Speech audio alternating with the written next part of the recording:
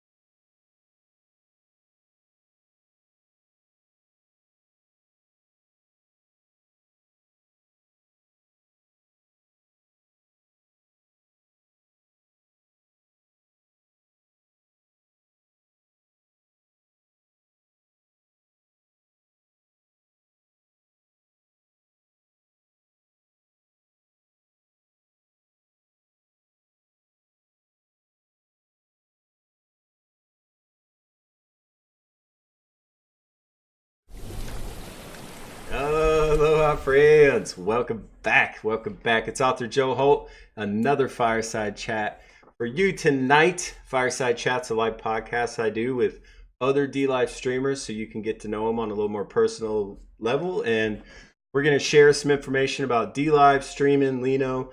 But without further ado, tonight's guest, ArticFoxMTG. Aloha, sir. Welcome. Hello. Hello. How are you doing today? I'm fantastic. I'm glad we actually got this thing nailed down. The wonders of D-Live, man. I am in Arkansas, and where are you right now? Currently in Japan, stationed. So you're on mainland Japan? Yeah, mainland Yokosuka. Yokosuka. Okay, nice. So I'm a former military guy. I spent some time on Okinawa in the 90s, and we had an Air Force base on Okinawa called Kadena, but is for the Navy. Are you guys like at a naval station, like a San Diego type naval station, or how does that work? Yes. So where I'm stationed at currently is in right off the coast of Yokosuka, and it's the RMC SRF shipyard / operational base that's out here on the mainland. We do have quite a few other places like Okinawa and then Sasebo. Sure. And maybe we should start at the beginning. Maybe we should start with your name and the fact that you're in the United States Navy, and that's what the hell we're talking about. Because I think we just skipped past all that stuff. Oh yeah, we did. We're just we forget we've been talking for like 15 minutes before we started. So I appreciate that, Jake. Welcome in, Dale. So, all right, first question. It's been a minute since I've had one of these. I'm getting myself derailed. First question is always your streamer name, Arctic, not Arctic, but Arctic Fox MTG. So what does that name mean to you? How'd you come up with it? Actually, so this is my first original gamer tag that I ever came up with. Actually. I went by some other ones as to my gaming years, of course. But I like this one only because it reminded me of Magic the Gathering. Magic the Gathering had a card that was an Arctic with a C, Arctic Fox. And they had a whole bunch of those art styles, and I liked the way that they looked. And so I picked Arctic Fox and then MTG. But of course, Arctic is always taken anywhere you go. So I just put Arctic. And my plan was that I used to love painting miniature figurines.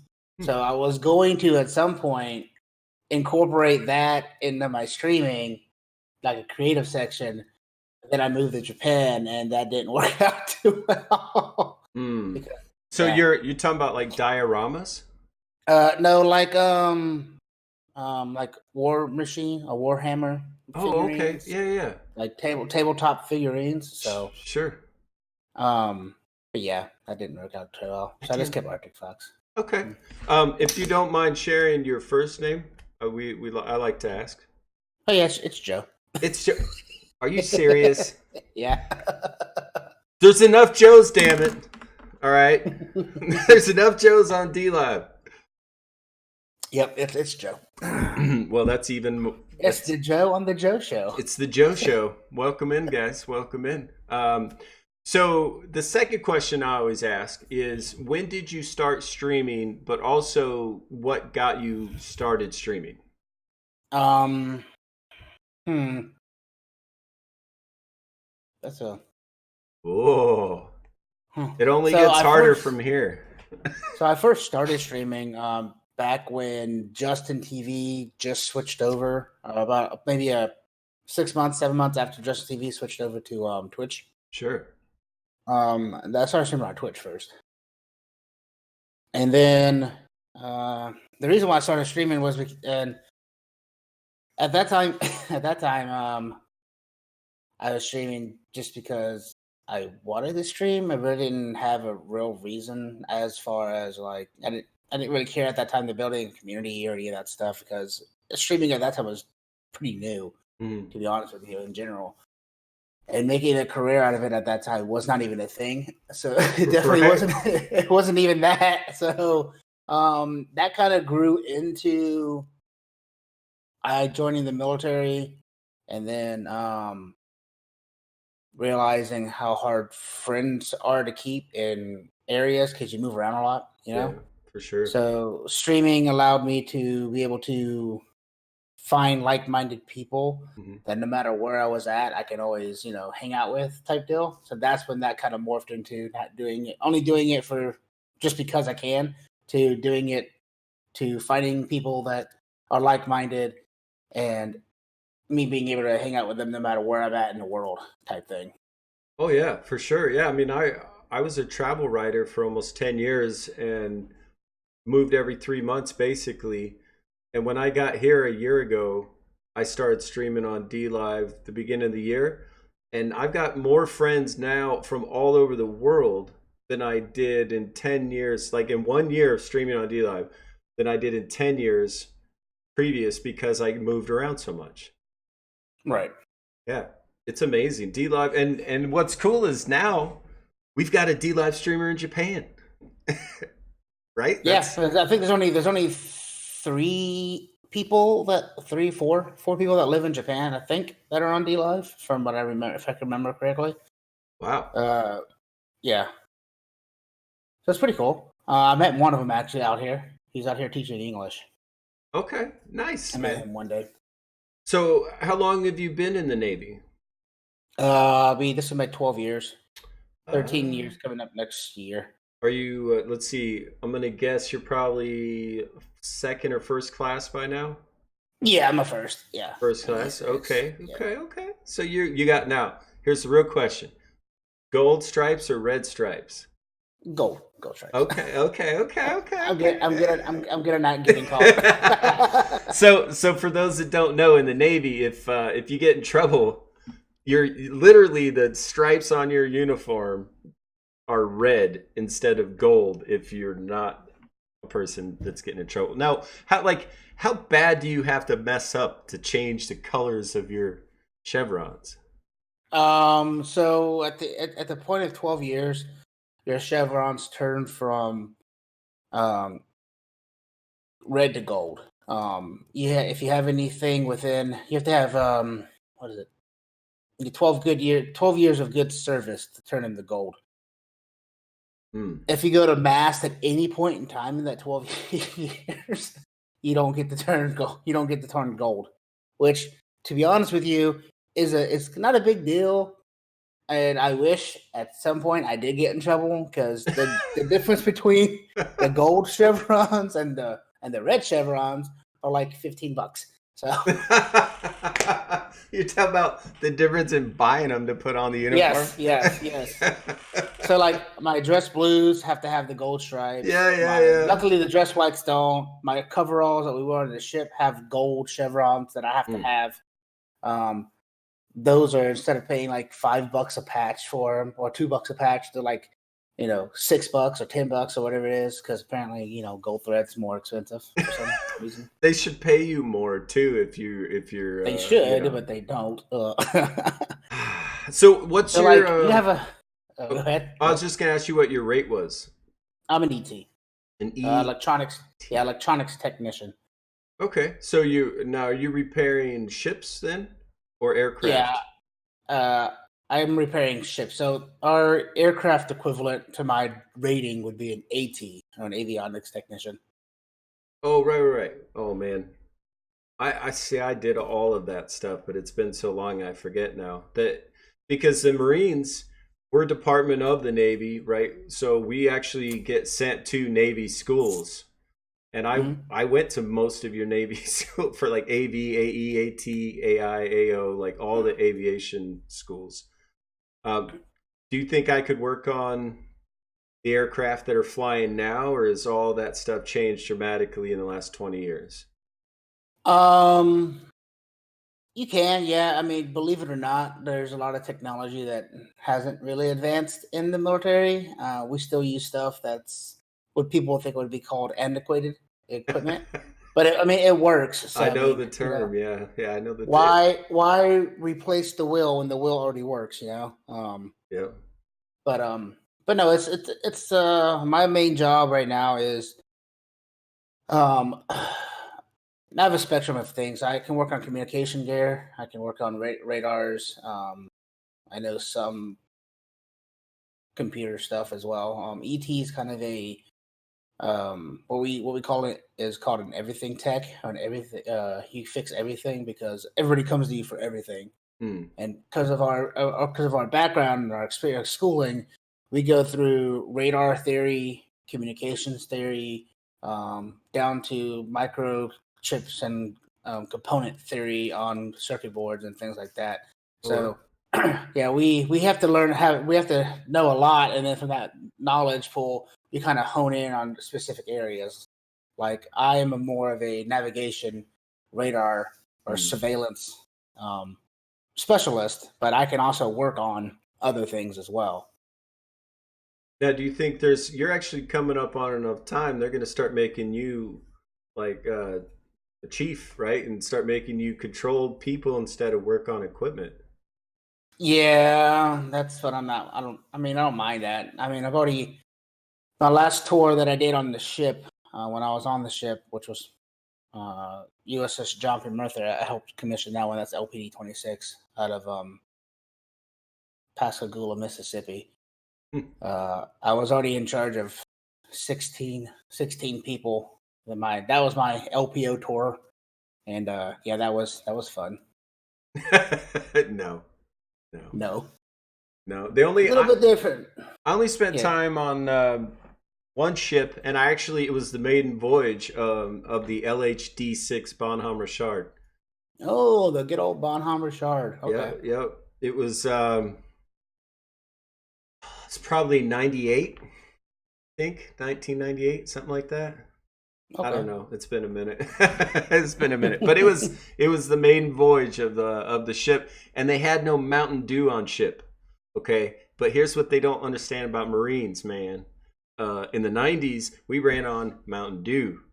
So the first 2 days we were on the ship, we were useless because they had no Mountain Dew, and we were literally going through withdrawals, like shakes, sick to our stomach. It was bad. But now y'all have now the military's ran off of Rippets and Red Bulls and Monsters. So, so same problem. Same problem, yeah. Wait, what are you drinking right now? Oh, this is a healthy drink. It's Essential Amino Energy plus electrolytes. Okay. It looks healthy because it's in my custom Aloha Joe Author Joe Holt cup, but it's a bang. I'm drinking a Bang energy drink, man. I only have them. What's that? I said Bang's not bad. Actually, I think Bang's healthier than Monster, but I mean, I was gonna say the Bang's supposed to have this, creatine, amino acids, and stuff. I have like one a week, and generally only if I'm doing an interview. So let's get back to streaming a little bit. You've been streaming for quite a while. How long have you been on DLive? Well, I started looking into DLive. I guess the long story short. Started looking into DLive back when it was on Steam blockchain. Wow. Yeah. I wasn't streaming on DLive back then. Right, but I mean, a whole bunch of different platforms, yeah. But you knew about it, yeah. I knew about it then. And then I really didn't take the plunge until I seen LT Zonda's tweet about DLive, and then I seen, oh wow, that looks different. And then I noticed that DLive switched from Steam into their own little network called the Lena blockchain. Well, not DLive itself, but DLive app switched to the Lena network. And wasn't on Steam anymore. And I was like, oh, cool. Let me look more into this. And then because of that, I switched over in November of 2018 to just streaming to DLive exclusively only for 9 months. And then some stuff happened, and I won't go deep into that, but stuff happened, and then I stopped streaming here about 2 months ago. I started restreaming. And the reason why I was looking for different platforms is because I was streaming on Twitch to begin with, and then I went to Beam. If anybody knows what Beam is, it's Mixer now. Went to Beam. Then I found a place called Hitbox, which is now Smashcast. Were you on Twitch before it was Twitch too? No, I didn't have the technology at the time to stream to Justin TV. Well, you know what's funny is the only other person I've met who has had this much exposure to other streaming platforms and this for this long is Fatheaded Noob. Oh, okay.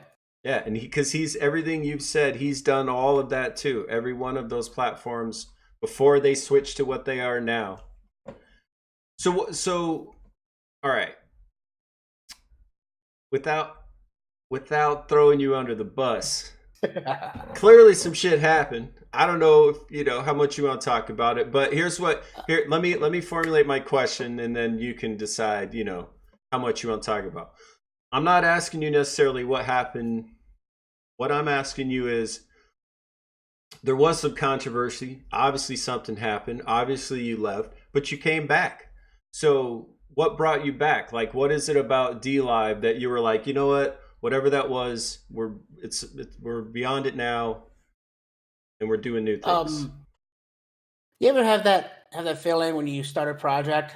I mean, I'm not saying DLive's my project, but you started when you start something and you've been here for so long and you help something grow. Mm-hmm.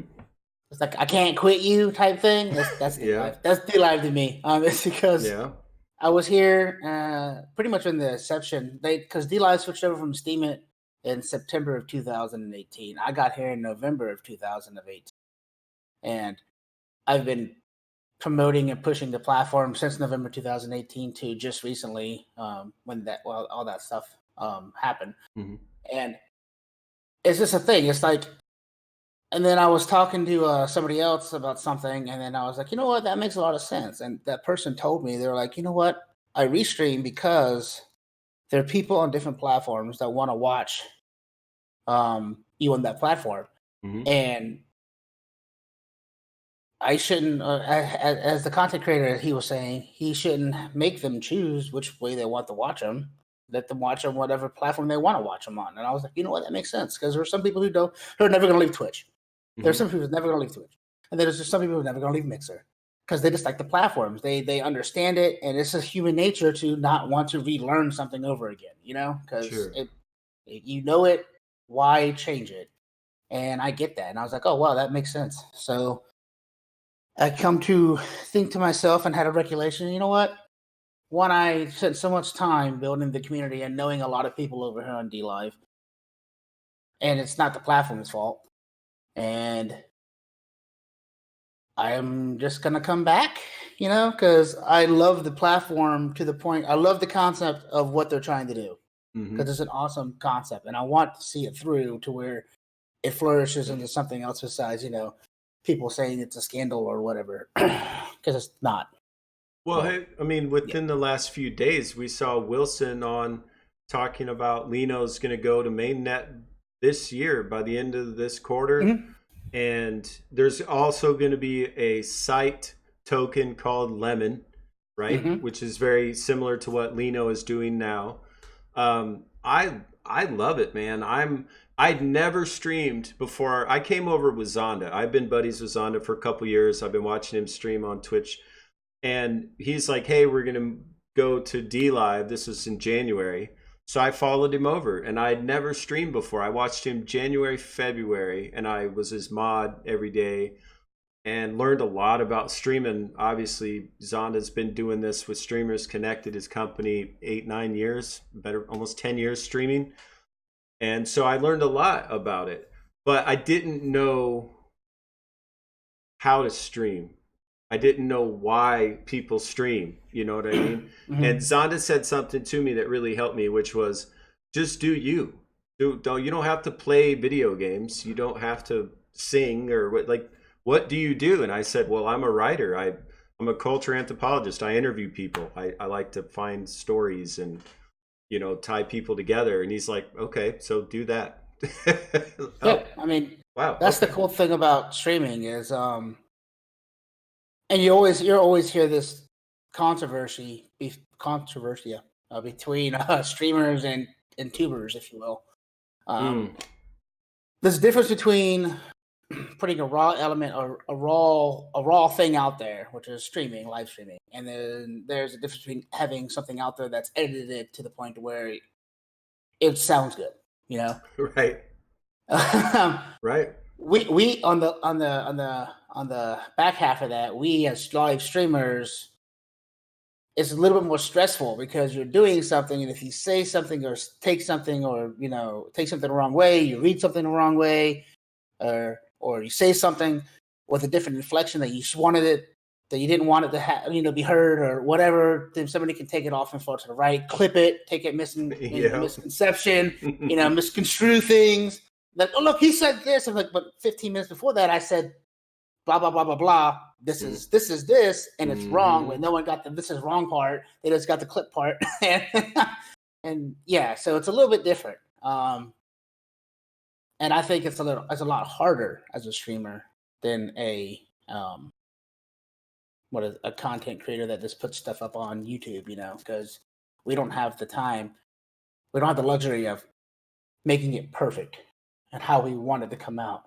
It's pretty much like, this is the glimpse of that person, unless you're doing like a persona. I mean, if you're just being you, that's you, and this is how you are, and people get to see that. So it's a little more intimate, I think, live streaming is, versus, putting YouTube content up. Even some live streamers like to put on a persona so they don't have to be as vulnerable, right? And like with this show, I've interviewed 38 people now, and there's been several streamers that have a persona that dropped it for the show, and people were like, "Oh wow, I didn't know that's how you looked and that's how you sounded," and like, I like you, I like you, don't like, stop putting on masks and wigs and makeup, just do you, unless that's what you want to do, you know what I mean? Right, yeah. And I think that's the cool thing about streaming, is that you get to actually see, if you're not doing the persona stuff, you actually get to see the person and see the reaction to some of the things, and it's almost like having a conversation, because you can see their facial expressions when they read something. They're like, wait a minute, I don't think he really, And it's a cool thing. It's almost like being around a group of friends, maybe 12, 15, 30, 150, whatever. That'd be kind of weird to have 150 friends at one time. But hey, it happens. You mean like all in the same room with you? Yeah, talking? All in the same room at the same time. Trying to watch you and talk to just you. Right? Yep. Well, there's two big things about like live streaming versus YouTubing. The point you made, which is they get to polish the product before they release it, where we're live. And I think the major thing, in my opinion, the difference is that our audience is live and we're interacting with them live, and they're getting feedback live, where maybe some YouTubers don't read their comments at all and don't interact at all with their audience. Right. And I also think in my opinion, I think you can never get the full context of things just by reading something. Like, you can never get a grasp of a person's personality, how they really are, just by reading a biography off of them, or reading a comment that they say off of something, because you can't pick up inflection off of text. Right, exactly. Unfortunately, because there's been many times when you say, when I type something, and then the person reads it in their head, but they think that I'm one way, and they don't know who I am 100%, and then they think I'm being sarcastic. When in reality, I'm not being sarcastic, and that's not how I wanted it to come off. But they read it that way, and I'm like, no, that's not what I mean. I'm like, how do I type this? I don't know how to type this so that way what I'm saying gets across. Well, see, and what I really like for fixing that problem is stickers. I love stickers, because you can use like happy, sad, angry, any imagery you want. And I find it's easier than typing a sentence, right? You're not going to misspell anything. you don't have character limit, right, with the picture. I don't know. I really like that, and especially if when somebody posts a sticker, it's specific to what's happening in that moment. You know what I mean? Like creative trolling or some. Yeah. Okay. Here come the stickers. See, everybody loves it. Arctic. Oh God. Oh damn it. Arctic Fox is the name. That's a really nice sticker, man. Yeah. I need a Marine Corps sticker like that. Damn. I know exactly who to give you. I tell you who to make one. All right, pay them and send it to me. Oh no, it's not even paying. You'll do it for free. I'll pay them. You pay them. Somebody pay them and get me one. That's amazing. Who is it? Who made that? Crazy K-Man. Ways what? What? Crazy K-Man. Crazy K-Man. Is that a D he's live? a streamer. Dude, you mind putting his name in the chat for us? Yeah, he makes sure to spell it right. So he makes custom stickers for folks? Yes, he does. Crazy. It's awesome. There it is. That is absolutely awesome.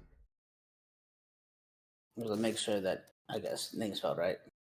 So since you've been around since D-Live was on Steam, what is your opinion with? Oh yeah, actually I do know that name. Crazy came in. Yeah.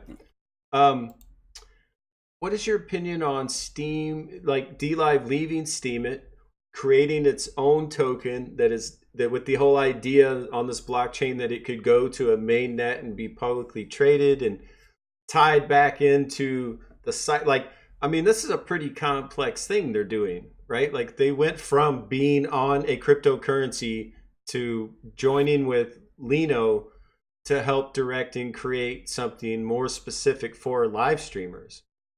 So, good question. Okay, so I'm semi-savvy on cryptocurrencies, so it's not hard for me to understand. And I've always tried to, when people came into my stream, to teach people about the cryptocurrency world, and I never personally I never liked the adage of thinking of Lino as bits and bits as Lino, because it's not. Because now, as we all see, it's not now, because Lino is going to go to the market or the mainnet, and Lemon would be more equivalently exchanged as bits and or embers, if you will, for Mixer, because Lemon is going to stay 1.2, so it's going to be this platform's personal donation token, if you will, or donation. Right, that's a token. I think site token is token. Yeah, site token. Yeah. So that's cool. I never liked it, because now people were making the made connection with Lino equals bits equals Lino, and that makes them kind of confused right now because we're doing the transition. Sure. So I never liked that adage. So I never used it. That's me personally, though. Everybody is different, of course. I think it's awesome. Steemit was already on the mainnet when D-Live was testing it out over there. So it's no different then. I don't know I wasn't really big into the Steemit D-Live thing. I just knew about the platform, and I looked into it, and I was like, because at the time I was looking into a whole bunch of different platforms, because there's a lot of platforms out there that nobody knows about. Like there's Streamcraft that kind of went down recently because they went away. There's Streamcraft. There's Nemo TV. There's a whole bunch of them out there, but only people know about the big ones, like Mixer and Twitch, because they're huge. But yeah, there's a whole bunch of smaller ones out there, and I was doing a whole bunch of research, and that's why I found D-Live on Steam at that time. I think it's a good thing. Like I said, I always love the concept of Lino, or the Lino team, making a blockchain specifically for content creation, which is awesome. Specifically for content creation, and helping the content creator get what they feel they deserve, if that makes sense, without taking a huge cut anywhere. Well, just that one point alone, right? Like Twitch takes half. Facebook, you're lucky if you get paid. I've interviewed quite a few streamers now, and I've heard some horror stories about applying for partner and waiting 6 months. Trying to get your money and it takes 2 months. Like when you're trying to pay bills, you never know when you're going to get your money. That's frustrating. And I think I've seen, and you have too, you've been here and seen DLive change with how often you can cash out, how you cash out, right? They just added PayPal back for a lot of countries. Where you can cash out through even PayPal. us too. I think we can do it too. I think so.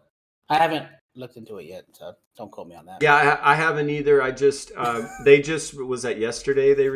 Or today? It may have been today actually. I think it was today. Yeah. Yeah. This is some breaking news, guys. Stinger comes in. Breaking news. Yeah, we don't. Aloha. We don't have enough graphics, Yeah. We're like aloha. What the best I can do for you is like I could just transition again, and we can give you a wave transition. There you go. There you go. There you go. So people are asking, should I lock in my Lino? If I lock in my Lino and it goes to mainnet, what does that even mean? How much should I lock in? I'm going to say flat out, obviously I want your answers, but I'm going to say first, as a caveat, we're not financial advisors. Also, we only know part of the story. Also, don't invest any money anywhere at any time that you can't afford to lose 100% of it, right? It's an investment. That's the thing right there. So I personally, I re-locked in 10K. So I have 10K locked in. I'm gonna keep it locked in. Only because I can afford 10K, and if it goes down to the dump, it goes to the dump. Any crypto project, any project you invest into, always make sure that you have that money. It's your play money. Make sure it's your play money, because if you lose it, you lose it. If you don't, then you just gain more. Kind of like when you go to the casino. Mm-hmm. Here's what my dad always taught me when I go to the casino or go to any gambling thing. Once you make your money back, put that money in your pocket, and I'd never spend it again, and use the money that you earned extra. That's what you gamble with now. So now you never actually lost anything. You still have the original money you came in with, and then if you lose all the extra money, it wasn't your money to begin with. Who cares? Right. Well, and even Wilson and Cheech, they're saying tidy. They're going, look, okay, this isn't the next Bitcoin.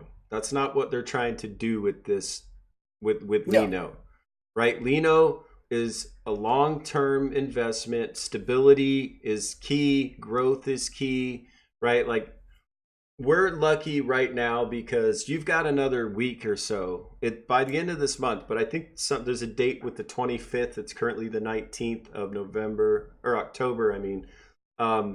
You've got just another few days to lock in your Lino if you want that Lino to roll over to mainnet.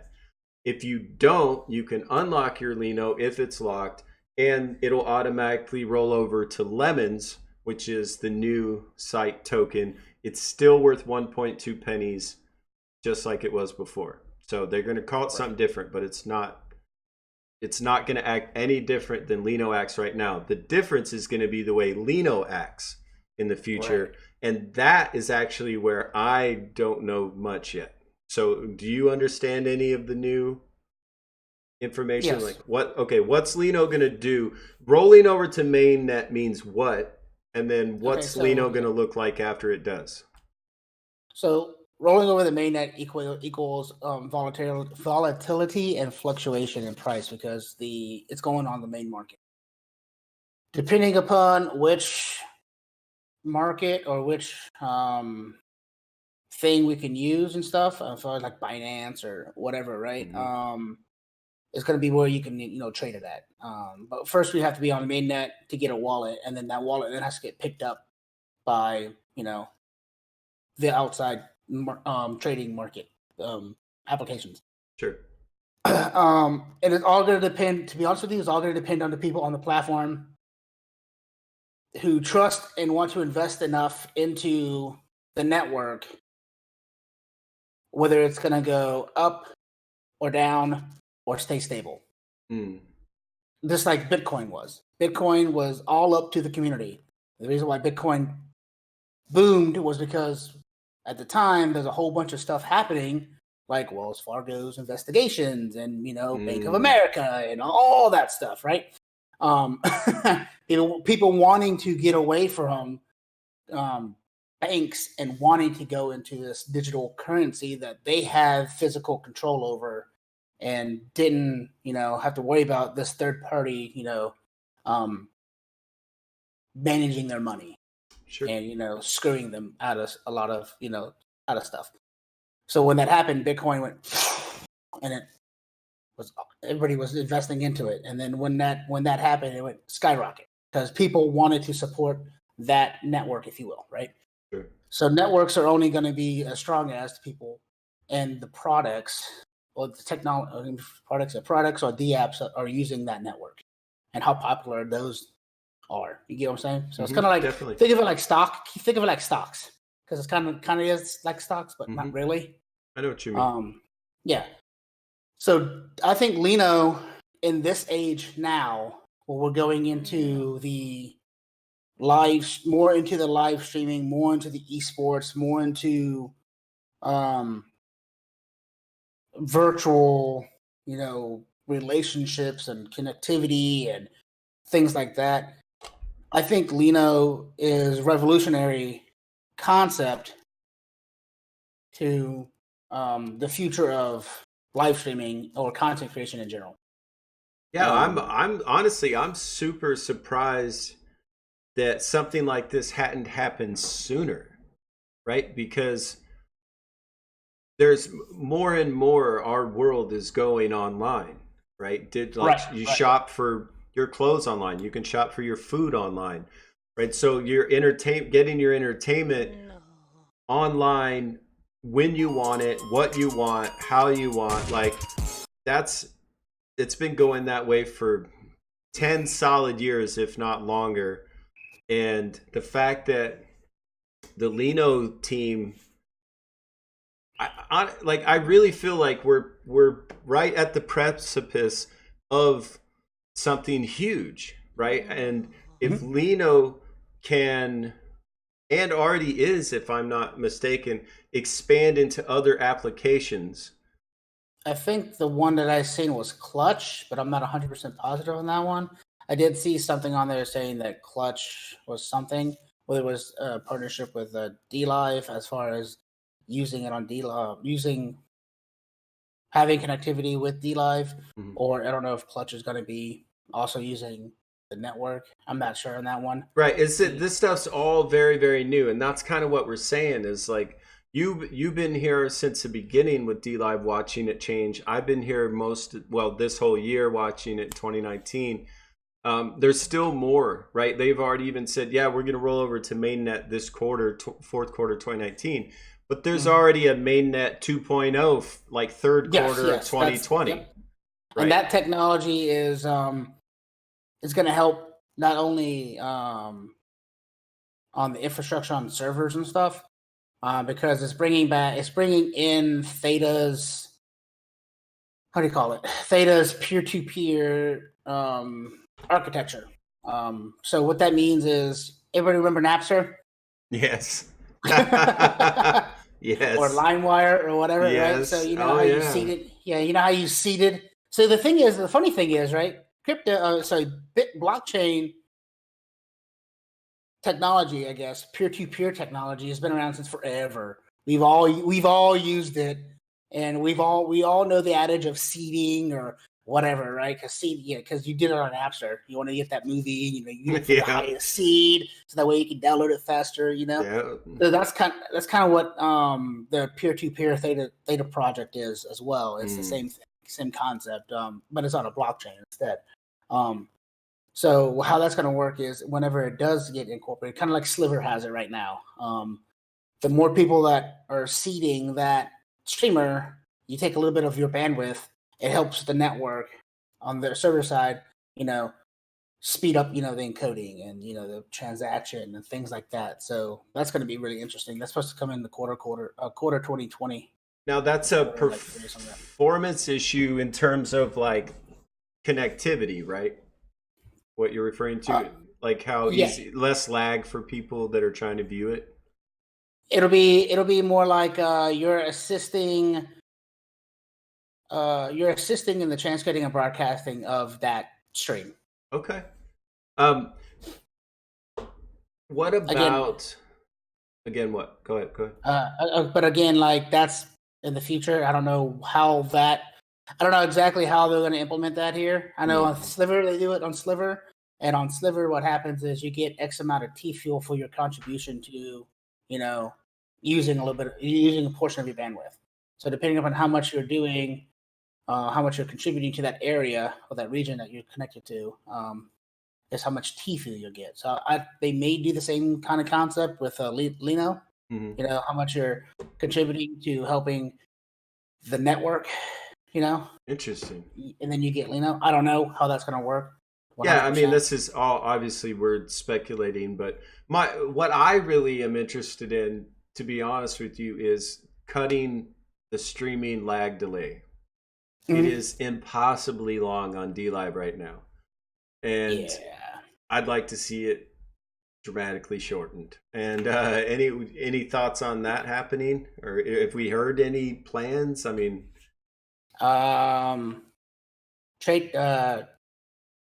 coming soon, TM.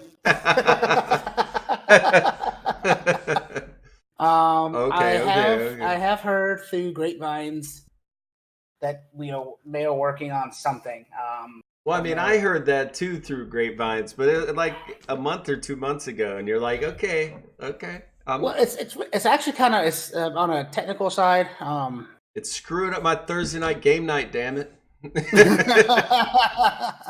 It's on the technical side. It's actually so that's why I'm thinking of that whole. How am I gonna say this? How do I say this?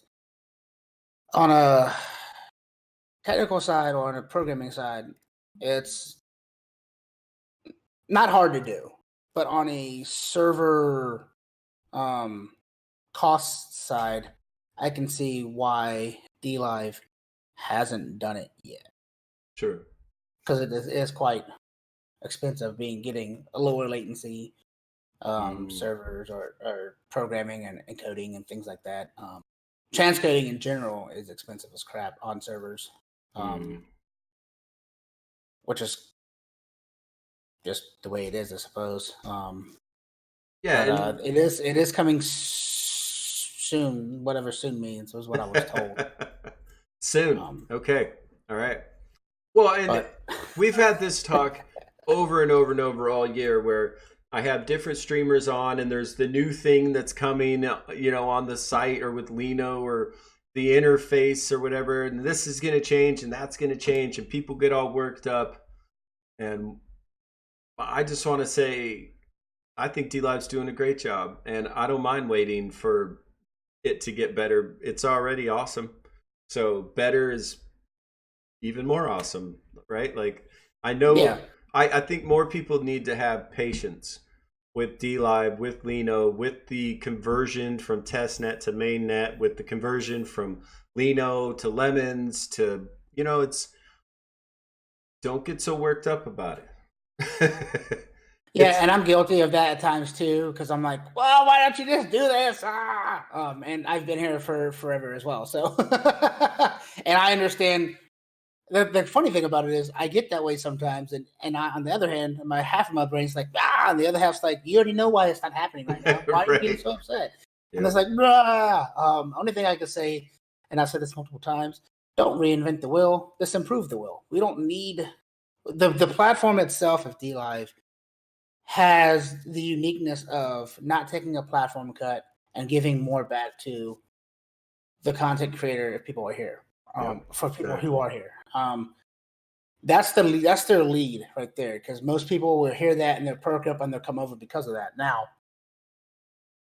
we just need to catch up on the other things that the other platforms do have, and do that in a systematic way to where you're picking the right things at the right time, so that way we can bring in the right amount of people for that time period. You know what I'm saying? So like, sure. low latency. Cool, do that first, and then after that, do like maybe co-streaming or multi-streaming, or after that, then do like something else, and then just pick. You don't have to. How do I say this? We don't have to stand out to the point to where we don't have anything that's on Mixer or on Twitch, right? Because look what Twitch is doing right now. Twitch is literally putting channel loyalty in their on their streaming platform now, where Mixer had Mixer had channel loyalty for the numbers on the left hand side of people's names in Mixer. The longer you're in their channel, the more you level up. The more you level up, the higher your number gets, and then you can actually sector in the mod and the bot now. You can actually segment things like people cannot talk in your channel unless they're level 10. People can't do this unless they're this. So now Twitch is taking that, putting it in their platform, which is fine.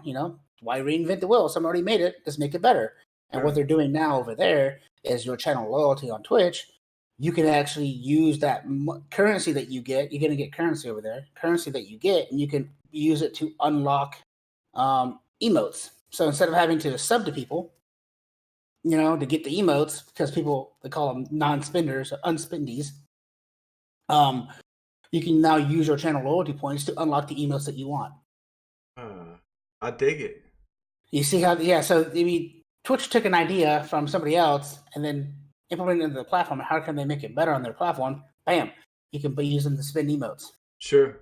Well, and like I was saying before with DLive, they're building a new streaming site from the ground up, but also in a completely new way, right? New concepts with a new blockchain, with going to a new crypto. Like, it's going to take a minute just to put the backbone in. The amenities, I'll be happy when they come along, but already you and I can turn on DLive and stream right now. Like, mission accomplished. We're doing it right now.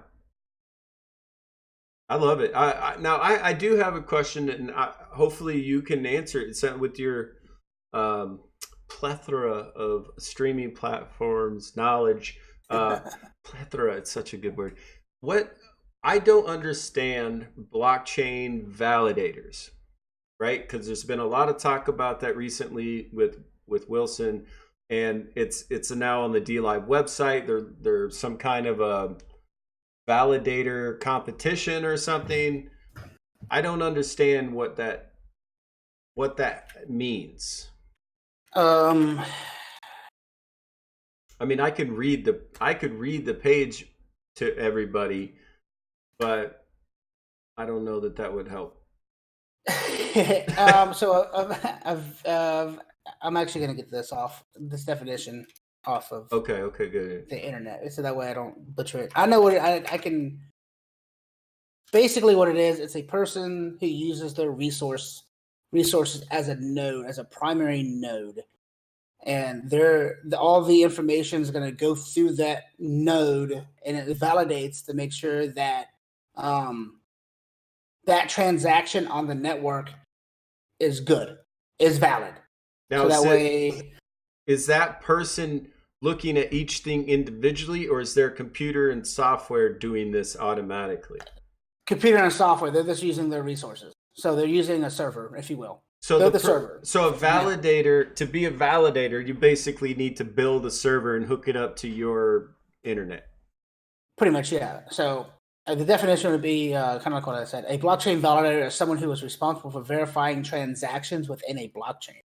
In the Bitcoin blockchain, any participant can be a blockchain validator by running a full node. As such, blockchain validators comprise primarily of miners. So what we don't mine, right? So all of our stuff's pre-mined, right? Unless that's changed. I have to look into that one. I'm pretty sure we're not a mining one. So we have set amount of validators, which are 21 validators, I think is what Wilson I think said. So, yeah.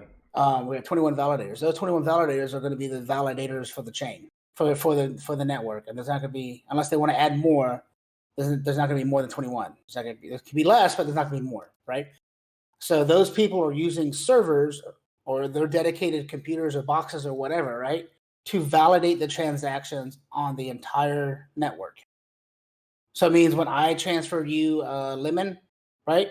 That lemon is equate to on DLive as 1.1, right? But that I transact that's still going to go on the Lino network side as well. It's like a 1-for-1, if you will, right? So one lemon does equal one Lino in a transaction understanding type deal. Sure. So I give you a lemon, then that equivalent of 1.2 USD on the Lino side is going to go and get transacted and make sure it's right. And if 21 people say it's good, it's going to go over and get actually created as a block. Bloop. Now it's a block. Now this can never be changed on a chain, right? So that's what validators do. They're validating the transaction. If I go to my Lino wallet and I transfer you 1,000 Lino, that transfer, that transaction has to get validated to make sure that it is a valid transaction. That's what the validators do. They validate all transactions on the network. Now, somebody in chat asked, right? They said, to claim your LP, your lock points rewards, you need to vote for at least one validator or more. How do we even know who they are? Well, what I heard Wilson say was that they're going to put them on the DLive website so you can learn who they are and get to know them. But I still don't like Cheech is now, trying to be a validator. So I think that's great. I know LT Zonda wants to be a validator and is trying to get all that figured out. But when it comes down to it, it's all very new, right? And for a lot of us like me who've never done anything with a blockchain or cryptocurrency before DLive, it could be a little confusing and overwhelming. Yes. It can. Now, if you're listening, guys, and you're just a viewer on DLive, you're not a streamer, you're not interested in cryptocurrency, but you like DLive, you don't have to worry about any of this. There is going to be a new site token called Lemon that's just like Lino right now. Nothing's going to change for you. You can buy lemons, you can give them to your favorite streamers. They're worth 1.2 pennies a piece. They always will be.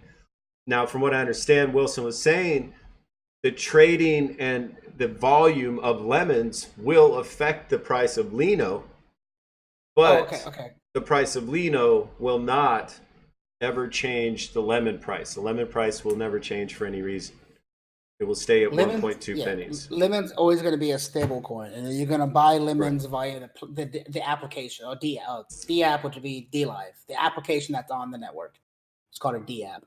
Okay. So when you buy it, it's going to be like a 1-for-1. So people buy 8 million lemon, then there's going to be $8 million. A little bit, probably a little bit more than that. They charge a little bit more than what it is. Like right now, I think like a Lino is something. Like 88 Lino is like. Well, Lino is 1.2 pennies right now. Right. So lemon's going to be the same thing though. Right. So exactly.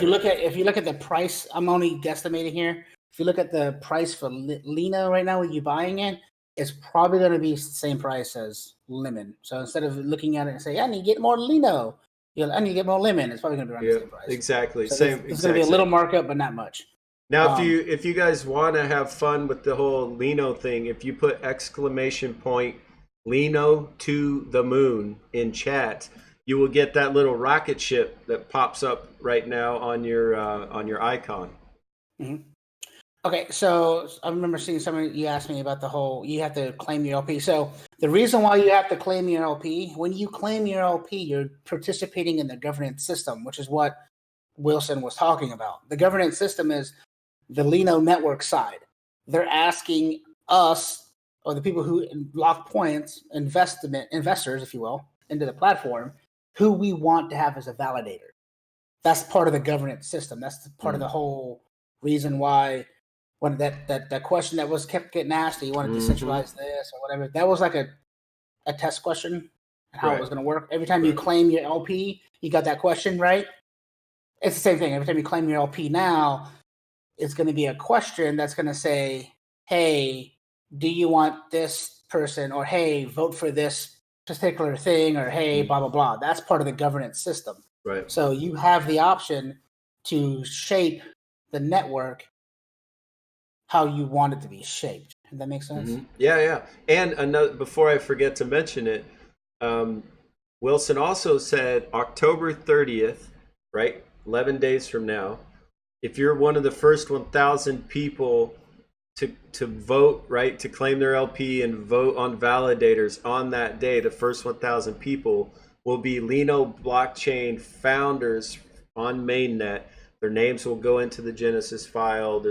I don't know what else is going to happen, but just sounds like a fun thing to be involved with. You got to have 10,000 Lino locked and be one of the first 1,000 people active on it on the 30th. But I don't really know why.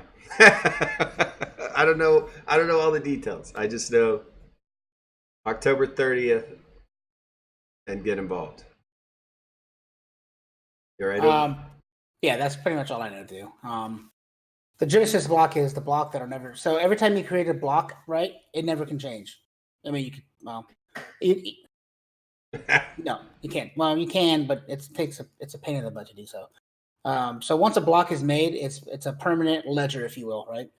Once it's validated, it goes through. It's a permanent ledger. And when that happens, a lot of people. The reason why a lot of people are doing it that are into cryptocurrency is because they want to be in that Genesis block. They want to be forever immortalized on the network. But yeah, it's not really confusing. So for people who are just viewers and don't really want to deal with the crypto side, you don't have to. Yep. That's the cool thing about it. That's the reason why they're doing the whole IDA, where the platform has its own type of currency, is because that's not going to be on the market. That's not going to be traded. That's just this. It is what it is.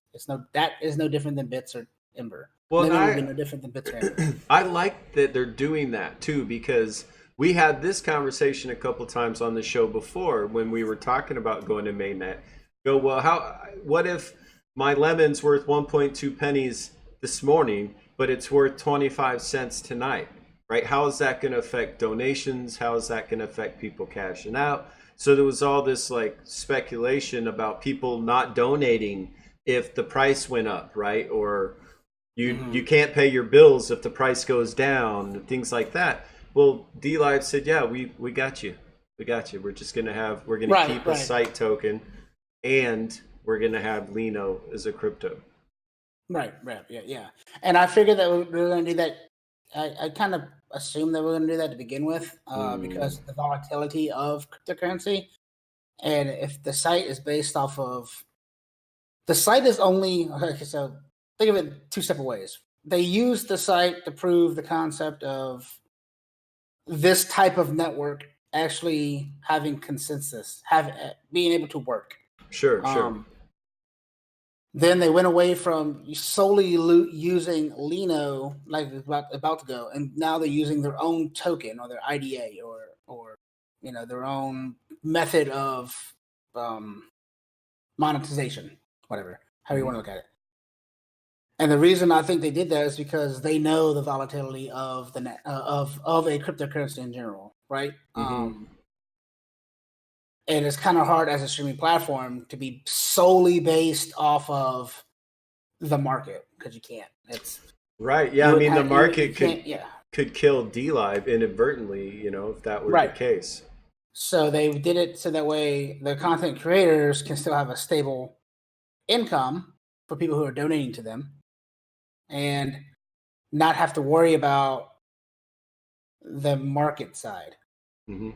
Now, I'm not going to get that. That gets a little more complicated. But don't worry, limit is going to be 1.2 cents, and it's going to stay there. So this is this question. It's actually a multi-part question. Locked Linos to have a say in the future of DLive. Actually, it's to have Lino is the Lino network, right? Lino. Right. So just to be clear, because we haven't said this show, DLive is one company. Lino, completely separate company. These are not the same companies. Now, yes. The reason people got confused was because initially Lino and DLive working together exclusively, right? But Lino is a currency, or it was a coin, token, whatever you want to call it, with the idea that it would grow up one day and be a cryptocurrency and have multiple applications outside of just DLive, right? Then that would make it more stable. It would make it worth more money. They'd have more people using it, right? That's all good stuff.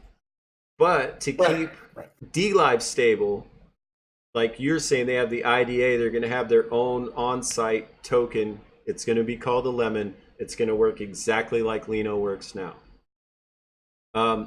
Then the second part of that question was, but will Lino always be Lino/crypto and not convertible to dollars? No, you're going to be able to convert Lino back into USD currency, depending upon which market we get picked up on. So that's like saying, so when we go open market and we go open trading, it's no different than you taking BTC and turning it back into USD. You can. There's methods of doing it. Sure. There's methods of doing the same thing with Ethereum. You can do Ethereum, I think Ethereum, Bitcoin, and some other ones on like Coinbase, right? But let me throw this out there.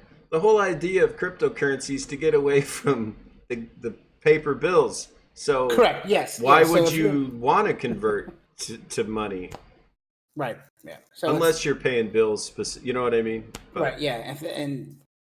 So that is the thing. But again, the site's going to be, you're going to be getting lemons from the site. You're not going to be getting Lino from the site. Well, if people donate to you, you're going to be getting lemon. Lemon is then going to be able to be cashed out via the new payment system that we just got today. Now, I know that you're going to, if you have locked Lino right now and it rolls over to mainnet as locked cryptocurrency Lino, you will be getting Lino rewards for locked points, right? Yeah, so your content bonus, from what I was told and understand, your content bonus and your LP rewards are going to be Lino. I didn't know the content bonus part too. That'd be cool. But my question, and I don't know if we have the answer yet, is let's say I'm a streamer and people donate lemons to me, the new lemons. Can I take those and turn them into Lino, like buy Lino with them? I guess technically you can cash out and buy it. From I don't know that one actually. From what I read in the IDA paper and what I've read on the white paper, the Lino to lemon, the lemon to Lino is this one-time event that's not happening right now. So your Lino is going to turn into lemon. Your lemon is going to turn into Lino. Right, but that's it. That's that one time. So they're not going to be able to be converted back and forth. So you can't take your lemon and convert them into Lino. You can't take your Lino convert them into lemon without cashing out some way. I think so. I think you're right on that. Yeah. And so when people were asking me, well, should I lock in my Lino? I did. Matter of fact, I've been on DLive as a streamer since March 1st of this year. So what, 6 months or so? 7 months? And I had locked in 110,000 Lino over that time. When Wilson said, hey, we're going to mainnet and your Lino is going to roll over, I now have 160,000 Lino locked in. I added a third, because I believe in DLive. I believe in the Lino team. I've seen it grow and change over leaps and bounds this year. I've interviewed enough people who were here with Steam, who have been here since, who have been on every known streaming platform. And what we're doing here has never been done. It's being done at a time when there's a need for something like this. And it's being done well. The teams involved have many, many years of experience in what they're doing. And I believe in them. And I've invested a couple $1,000s into it because I think it's worth it. I think I want to help support the viability of Lino and of DLive.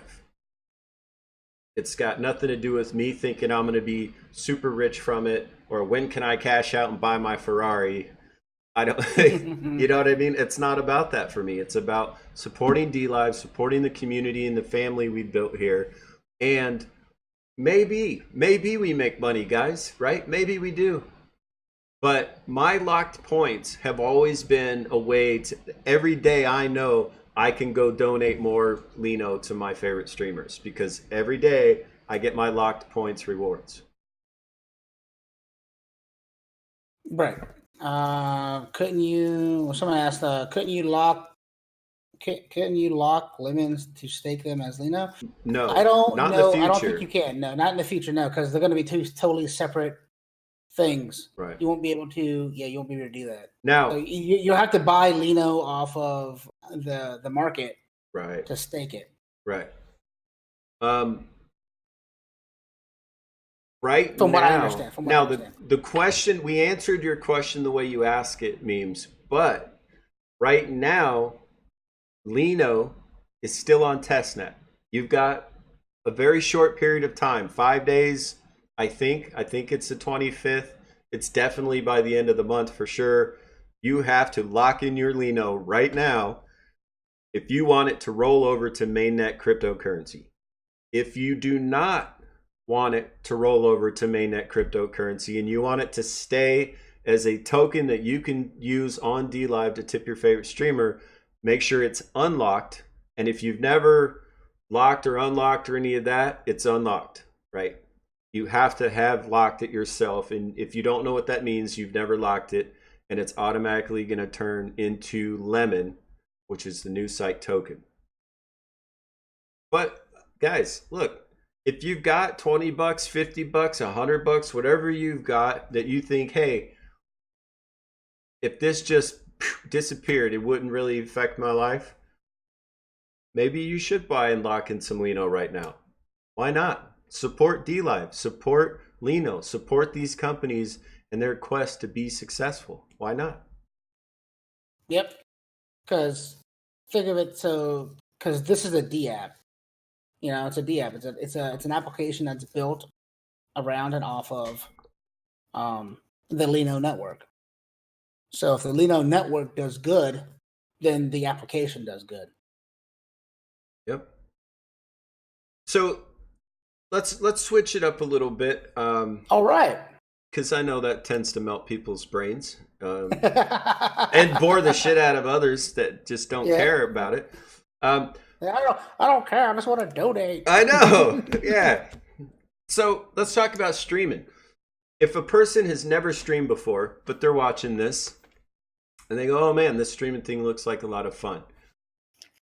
I always like to ask streamers, especially streamers like yourself that have been streaming a long time on multiple platforms, what's the number one piece of advice you would give a new streamer? Do this. It's definitely going to help.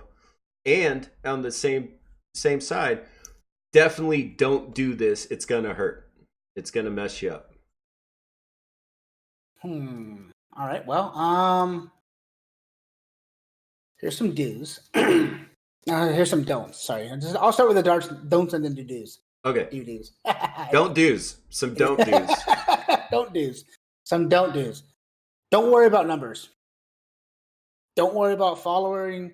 Don't worry about looking at the numbers. Don't even. I know it's hard, and I know sometimes you can get yourself down on it. Don't worry about numbers. Create your content. Figure out what you want to do. Whether it be video games, whether it be chats, whether it be painting, creativity, any of that stuff. Just find what interests you, because trust me, people know. So there's a difference between, you can ask some clarification in chat too if anybody's watched me. You can tell the difference between when I really enjoy a game and when I'm just playing a game because I don't know what else to play. You can tell when I have good days and when I have bad days. It's all in your facer feature. So I was talking about beginning was, live streaming is a lot more difficult than making content as far as like editing and things like that. Networking is a big one too. Get out there, talk to people. People say that people on the internet are less interactive. than they are in real life. But actually, we're more interactive than we are in real life because way more. There's no barriers that stop Yep. us from not being interacting. You know, look at Twitter. Someone will say something, and then someone from you don't even know who they are will come in and chime in about the thing, and then you have this long conversation about your disagreement on why purple is the new blue or whatever. You know? Exactly. Networking is a big one, 100%. And don't get this false ideology of clicks, if you will, clickiness or whatever, right? Because streaming and networking is no different than you going out and finding a group of friends, right? You're not going to be friends with everyone. Right, exactly. You can be socially courteous to everybody, but you're not going to be friends with everybody, Mm-hmm. Like if me and Joe met in real life, I wouldn't mind going to the bar with Joe, or sitting down, having a grill out or a cookout or whatever, because I like the way Joe, projects himself. I can't say that for everybody, but I'm just saying in general, that's this one person, right? So you're not gonna get along with everybody, and don't fall into the the false mindset of there's cliques, because there's not really cliques, because we're human beings and we're always gonna gravitate toward people who are like-minded. Sure. That's just the thing, right? I'm a veteran, he's a veteran, so we have a common connection there. Right. So don't worry about that either. Try to keep a schedule. I'm really bad for saying this because I don't even have it. My schedule is so crappy. I actually haven't asked you what your schedule is because I know you don't have one, and I didn't want to embarrass you publicly. Yeah, I'm trying to schedule right now. It hasn't actually worked out still. I mean, there's the small matter of you are an active duty U.S. service member stationed overseas, and you. Now, I don't mind. Do you? Let me ask this as a question. That way, you have the choice whether you want to answer it publicly. Are you married? Do you have a family? I mean, do you have other things outside of work? Yes, me and my wife are both active duty, so my wife's also in the Navy as well. She's on deployment right now, so I have the two kiddos right now. I have two kids. Luckily, one's 10 and the other one's 15, so they don't really care much about what daddy wants to do. They just go do their own stuff. But, I mean, yeah. So, I mean, you have a full-time job, the U.S. military. You're stationed overseas. You're currently single father of two kids because your wife is also active duty and deployed. I mean, having a schedule, and I like talking about this, so because, like, for instance, I had King Rainmaker on the show. He's an active duty Army staff sergeant and an instructor, and he's got 3 kids, set of twins, wife, right? Like, now he has a schedule. I mean, I don't know if that's if you want to ask him how, but anyway, no, we're real people, guys. I mean, a big part of the show, the Fireside Chats, is to go, look, we're real human beings, right? We have emotions, we have needs, we get sick. We have people die. We have heart attacks. Like, there's real stuff happening to us, just like you guys. And that's what I like about DLive is it's less about a little face in the corner over here and people show for the game specifically that you're playing. Here, it's more about the humans. It's about the people. It's about the respect and the love and the support. And like you said, being able to be, and I'll say in quotes, stuck somewhere, still be able to reach out around the world and make friends and have real relationships. Yep. So I'm trying to stick to a schedule now. I could probably make a schedule work now more than I could if I was on a ship. Sure. On the ship, I have no schedule. I can probably make one work now. I'm trying Mondays, Wednesdays, Thursdays, and then Monday, Wednesdays, Fridays. Yeah, Monday, Wednesday, and Friday, and then on the weekends I stream if I want to stream. Now, to be clear though, just if you're listening, currently Arctic, he's in Japan. Now, what that means for you guys is currently for me right now, it's 9:15 p.m. at night on the 19th. For him, it's 1:15 in the afternoon on the 20th. So it's 11:16 a.m. That's what I said. No, I was wrong. It's 14 hours difference. That's what I'm trying to say, not 16. Yeah, it's 14 hours. So look it up. If you want to watch streamers in Japan and you're not in Japan, good luck. It's quite difficult, and that's.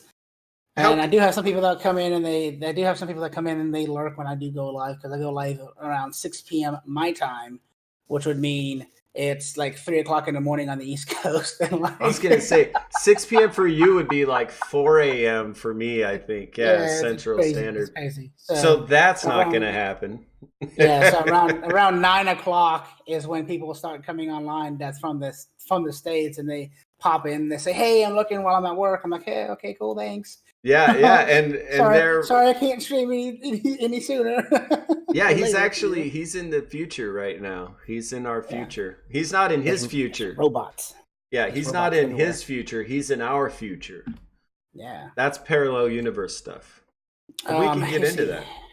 What else? Networking. So you see, we went over. So don't worry about numbers. Create your content. Networking. Find people who are like-minded. Right. You see, try to keep a schedule. If you can't, then you don't have to have a schedule. There's many streamers out there that don't have a schedule, but that makes networking even more important. So that way they know what your Twitter is, or your Instagram, or however you choose to network. Which I would use all three of those. Right, and Discord. And TikTok if you have one that's blowing up right now. What is TikTok? I've never heard of that. Remember Vine? I've heard of that. I'm 40. I'm 41, man. My kids had to teach me what Instagram was.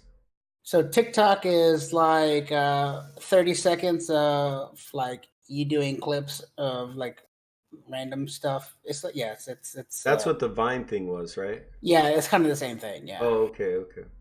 That's different than Snapchat, right? That's where you send naked pictures. Is that something else?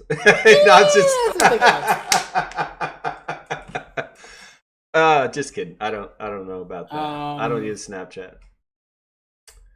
Depending upon how serious you want to take your streaming career, if you will, right? Or your brand or whatever, right? I personally, I am who I am, and that's who I am. I am what I am. I'll probably the say there, man. Yeah. That's funny. So many people, Navy. So many people, many people say a lot of things, right? Some people say, don't use illicit drugs on stream. Don't drink too much on stream. Don't do this. Don't do that. I mean, it's all up to you and what audience you want to bring. Mm-hmm. I'm not going to change. I'm not going to change me for nothing. That's just how. Well, and to be clear too, there are community standards, right? There are guidelines on every platform, including D Live. And if you're going to talk about questionable topics, there's other things, but you need to X tag. There's what they call X tag, or not safe for work is what is originally called NSFW. You X tag your stream. If you want to see X tag streams, you have to be 18 years or older, and you have to go to the D Live main page on the right hand side under the creators on the rise, or I'm not sure, do they still call it that? Let's see here. I know it's been changed a few times. If you're on any streamer's page, the top left D Live logo, you click on that, it'll take you to the main page. On the right side is the creators on the rise of the D Live main page. Under that, it says show X tag content. You have to click that button. It'll turn gold. It'll ask you if you're 18 or over. Now you will be able to see streams that are X tagged. So like for me, I play Grand Theft Auto. I cuss when I play Grand Theft Auto. Not because I'm trying to cuss or I cuss a lot in normal life, but because of Grand Theft Auto. So I turn on my X tag. It gets you less viewers, but it keeps you out of trouble. You know, if you're going to talk politics, religion, you're going to talk about anything that could be considered triggering, you're supposed to X tag your channel. Do you run X tag ever, Joe? Not unless I get forced. oh, really? So you don't want it to? Okay. No, I don't, unless I do. So it depends on if you. I think GTA you have to because of the nature of the game. If you're doing RP stuff, um, but goes back to the comedy of Dilbot and all of them in the channel real fast. Yes, I do drink. I do consume. So the crappy thing right now, right? So I'm in the future, and when you see my stream, if I am drinking that night, it looks real cringe because it's like 7 a.m. in the morning for everybody else, or 9 a.m. Oh, or right, 10, right. and then I'm already like 6 beers in or something like that, and then like, oh my god, he's drinking this early. Like, no, I've been drinking this for the last 6 hours. Okay, but yeah, I'm not a real cringe. Well, one time I was, but that's the reason why things happen. But I'm not a real cringe, even if I am drinking type of person. One time I got drunk on stream. Yeah. Once. But I don't do it every weekend. I don't do it every time I stream. There are times I don't even drink at all. So but I do. So normally you'll notice if I get to that point, because I normally stop gaming and then I go into like this karaoke session thing. I switch from gaming to go into karaoke. Happy singing Huggy Bear. Happy singing Huggy Bear, and then Delbot comes in and sings with me. But that's amazing. Yeah, that's normally what happens. But let's see what else. So that all depends on what kind of content you want to bring or what you want to create or whatever. I mean, other than that, things you don't want to do. You don't want to go into other people's streams and be like, "Hey, I'm a streamer," unless they ask. You don't want to, which is a self-promotion thing, right? Yeah, you don't want to self-promote. You don't want to oversaturate your Twitter with, I'm going live. Right. Things like that. You see, most all streaming sites actually, the bigger streaming sites, all of it technically is PG-13, and again, that goes back to the guideline things. If you're not promoting drinking, if you don't know what you're drinking, and again, PG-13 is, for me personally, it's also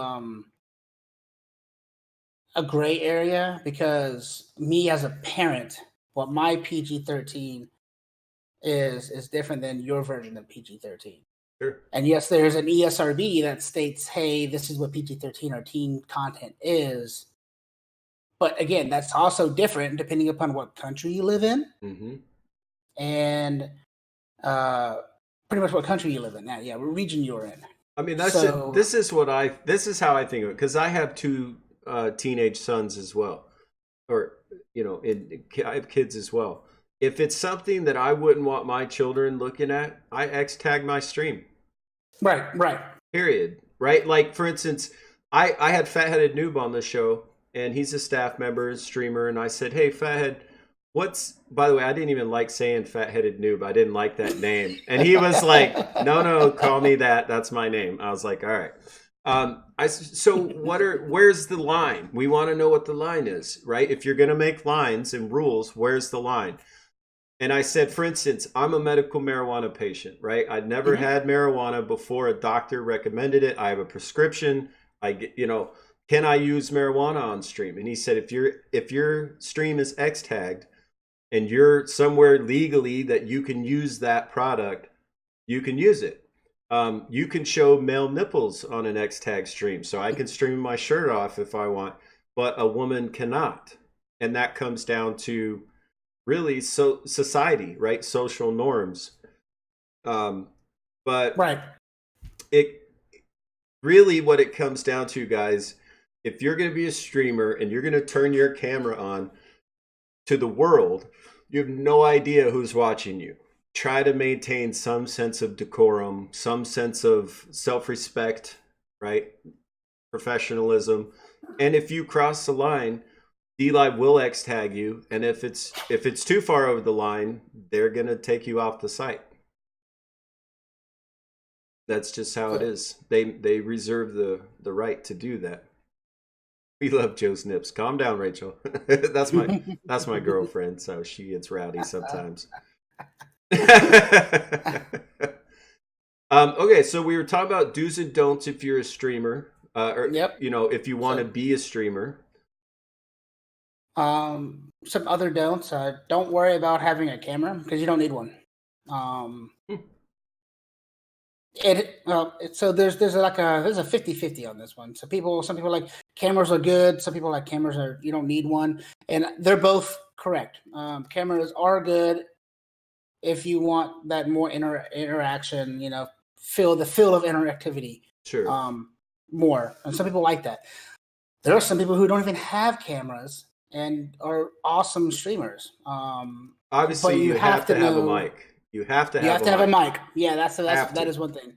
But it all depends on your personality and the inflection of your voice and you communicating with the chat and like there's a lot of stuff that go into no cam streams that are actually a lot harder than people who have cameras. See what else you don't want to do. Can you talk a little bit about having your outside responsibilities and versus streaming? Like, how do you make sure to take care of your business, also make time for streaming? That's actually kind of hard. Because there are some days when I'm sitting here streaming, I'm like, well, probably could have, instead of stream today. It's always in the back of your mind when you're doing that, like when you have, grown-up things to do, or responsibilities. I'd say like adulting and stuff like that. Adulting, yeah. Because I've streamed before, and I'm just like, and this is where the whole don't worry about the numbers thing. Streaming one night, and it was a slow night, and had like 5 people or something like that, or 2 or some crap. And I was like, I could probably I can actually end my stream right now, and then walk down off base and go get a couple, get some ramen and take the kids with me. And then I'm like, no, then I have to walk over there. I don't know. So, I mean, things like that happen a lot to me, where I'm like, well, I could take the kids out this weekend, and then I get the streaming. And then the kids are like, hey, I want to go to my friend's house. I'm like, okay, cool. No, there's my excuse. I don't have to take them out. Or since I live on base, I don't really have to worry about all the other stuff. But before, it was a lot more hard when I lived at a house in the States. Because I'd like to mow the grass and do the flower bed and do all that fun stuff. And then at the end of the night, I stream for like maybe 2 hours. Or I sacrifice my own sleep and I stream for my 3 or 4 hours, and then I'll go to sleep. Then I'll wake up at 4 o'clock in the morning to drive into work to get there by 6 when I lived in California. I don't know. It's really hard. I have no real method of figuring it out, honestly. I probably could do better if I stuck to a schedule. Like don't worry about networking on Tuesdays and Thursdays. Just worry about doing, my own personal stuff. But then, to be honest with you, I get drawn back into Tuesdays, if I want to try to do this as a profession later on when I retire out of the military. Tuesdays I need to work on networking. Thursdays I need to work on doing other things because I'm streaming on Mondays and Wednesdays and Fridays. So like Monday, Wednesday, and Friday. So and then Saturday and Sunday, I'm like, do I want to stream?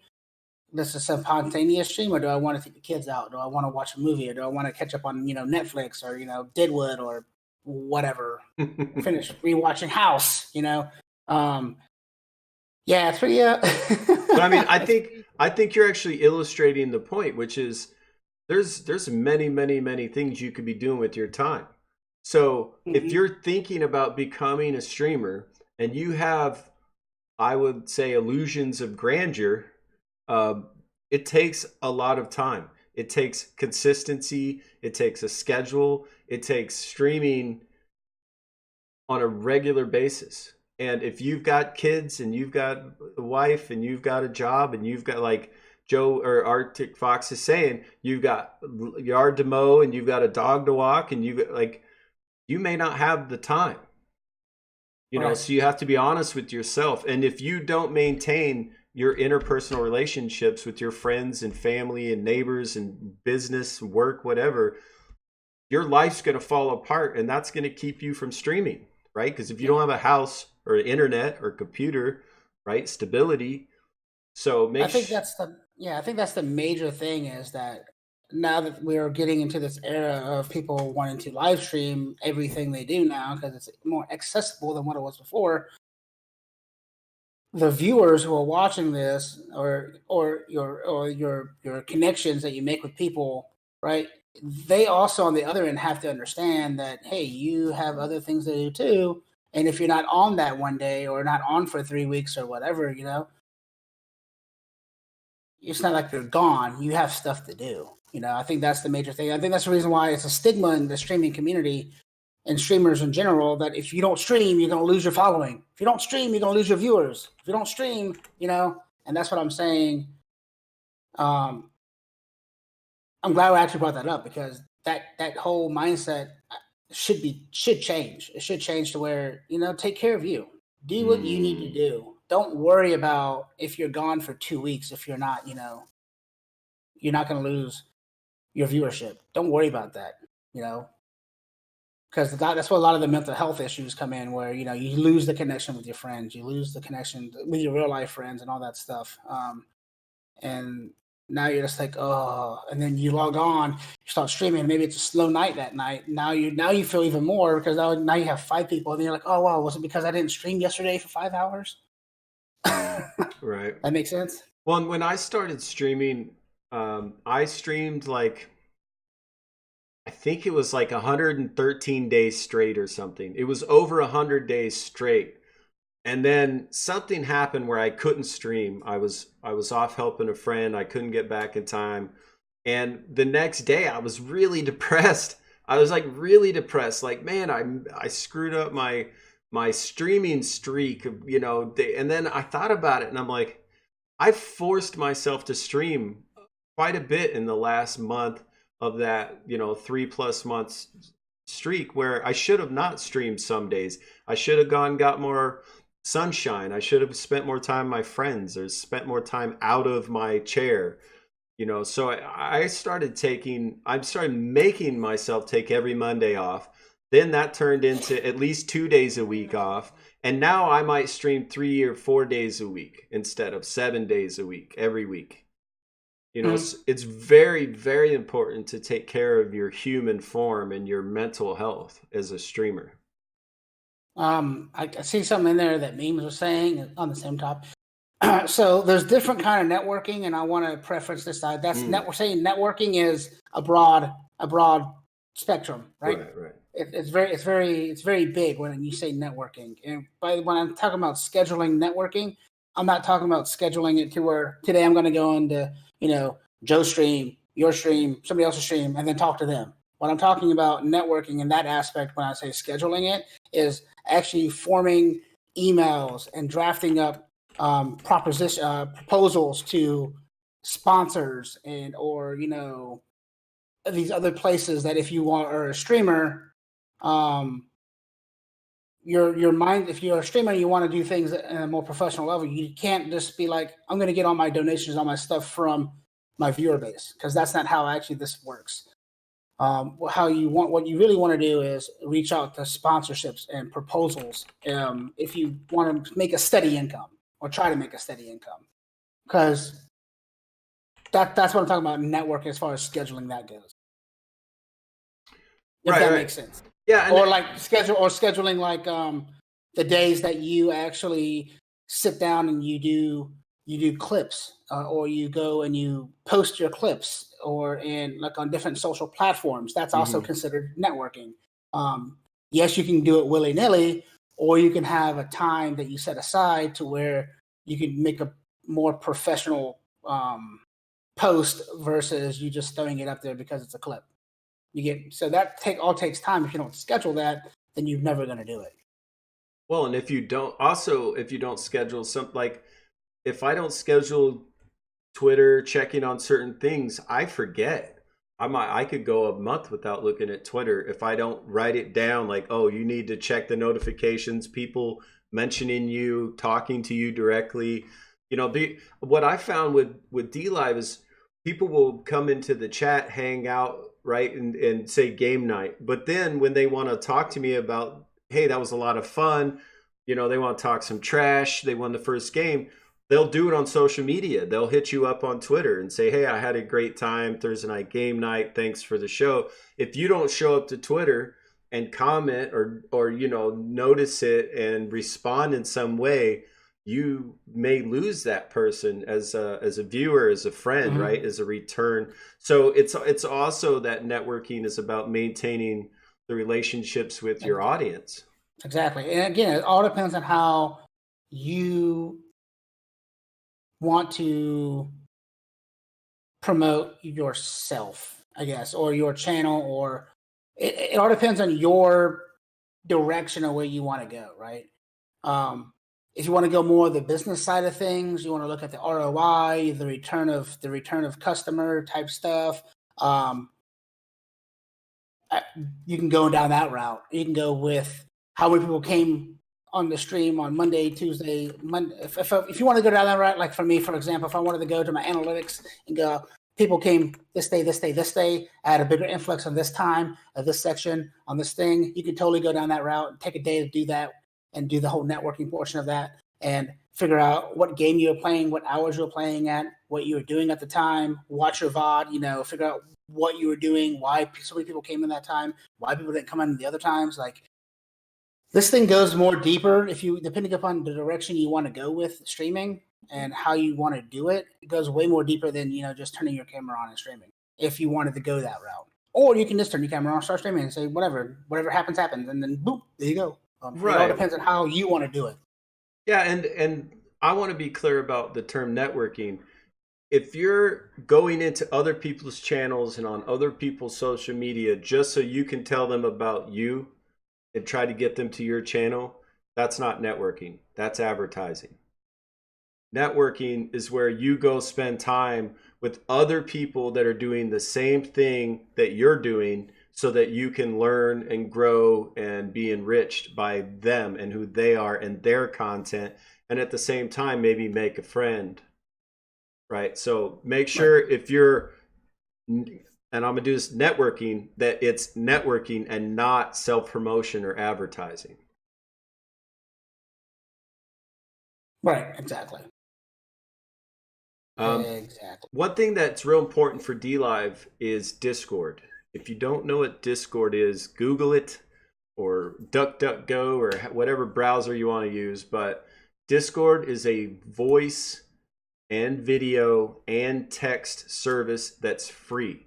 You can create your own server at no cost. Matter of fact, you put !Discord in my chat, you'll find my Discord. But it's a place where you can get notifications when the streamer goes live. You can have general conversations. Like right now, Arctic Fox and I are on a private video conferencing phone call through Discord, and I'm just using a screen capture to put him in the overlay. So we're using Discord right now. DLive has its own Discord, and all the new announcements are on there. There's always staff members and moderators active. They call them guardians on DLive. Actually, let me ask you about that, Arctic Fox. This is the first platform I've ever been on that's had an all volunteer group called Guardians that just go around and try to help keep things moving. What's your opinion on that? And have you had any experience on other platforms? Calm down. Have you had any experience on other platforms where you needed help and just couldn't get a hold of anybody? Or so I'm gonna say it all depends on what size platform I was on. When Beam was first starting out, it was similar the same way. It was really easy to get a hold of staff members or whoever you need to. Believe it or not, all platforms have a sort of guardian thing. They call them manager or streamer managers, handlers, if you will, right? So on Mixer, broken down into, this section here, this guy's in charge of these guys. So that way, if they need any questions, they just talk to that guy, and that guy talks to who they talk to. I don't think any other platform I've ever been on had voluntary people. Actually, come to think about it, no. This is the first one that actually has voluntary, like, I want to volunteer to do this kind of job thing. And they're putting in some serious hours. Because I know a number of streamers that I like to watch, some of my friends that became guardians, that after a short period of time had to step back from it because it takes so much extra time. Right, and so I think that's the reason why a lot of the other ones don't have per se like guardians. Well, Like and here's the thing. uh, Why would they? Why there's see that I think it comes down to the huge difference with D Live. We built this family here where we are all in the same ship. We're not competing against each other. The Lino right, network, investing in Lino, the way D Live operates, it's all like the you can give me a dono, I can immediately go to another channel and give that dono to somebody else. It makes it very seamless and encourages supporting each other and interacting with each other. And I think that's why the guardians that we have guardians, I think that's why people are willing to put that much time into it with no pay, because they believe in what we're doing here. right, yeah, and I think it's um a better. I think the live staff looked at other platforms and they realized that the majority of the complaints came from not being able to talk to somebody, whether it be somebody who has the power to do, change a name or whatever, or just to get somebody out of the channel, which is, again, I agree, mods are very important. That's the reason why you have them. But some people don't have mods, and some people don't know how to handle certain situations. So I can see why they went down the Guardian path and route type deal. But So with that, I hope that they keep superpowers to an extent to where, um, they're not staff, but they are staff. You know what I'm saying? Like well, the they don't. moderators, just to be clear, if a moderator has, they don't have the same power and control on the site as staff. They do not. Also, there are different categories and different moderators or different guardians. We're using these interchangeably, but they're called guardians. Different guardians are on different teams and have different responsibilities. Also, Right. if there is something questionable that comes up, they contact a staff member and they get staff involved. Okay, so guardians aren't just tearing around D-Live doing what they Right. please. Right. Right. Just to be clear, they can Yes. They're not. moderate your channel if you ask them for help. If they're in your channel and you need help, they can help you, but they're not going to do it on their own. What Rachel said. If you need a mod, just ask Dale. That's funny. Yeah, there are a few professional moderators floating around D-Live. Professional proclaimed. Yes, yes, With the title. I'm a professional. Just ask me. So, um, so how do you choose a moderator in your, like, for your channel? What is, or not just you specifically, but if you were going to give advice to a new streamer, I would say don't moderate everybody that asks. Don't I probably wouldn't moderate anybody that asks. What do you look for in a moderator? well, that's an interesting question. So when we first started on the D Lives back in November, there was really no perks to give to anybody that came to your channel all the time, Mm-hmm. So at that time, we gave moderator Mm-hmm. thing to people that were always there supporting us, because you got a little cool little axe next to your name, and it was something that differentiated you from everybody else who came in. Mm-hmm. Then that got changed and morphed, and they added more stuff, and now you have the 3-month thing now where your name changes, and we have tags now. When you sub, you can things like that. But before, there was no affiliation program. So what affiliate people below VP did was gave people moderator statuses for those who Mm-hmm. were there all the time. Now it's morphed into an actual tag that you can give to people that actually means something more than what it used to. But not in that context, but you get what I'm saying. If you're looking for a moderator, it's probably going to be that person who's always in your channel, who's always supporting you, who understands your personality, which is a big key there.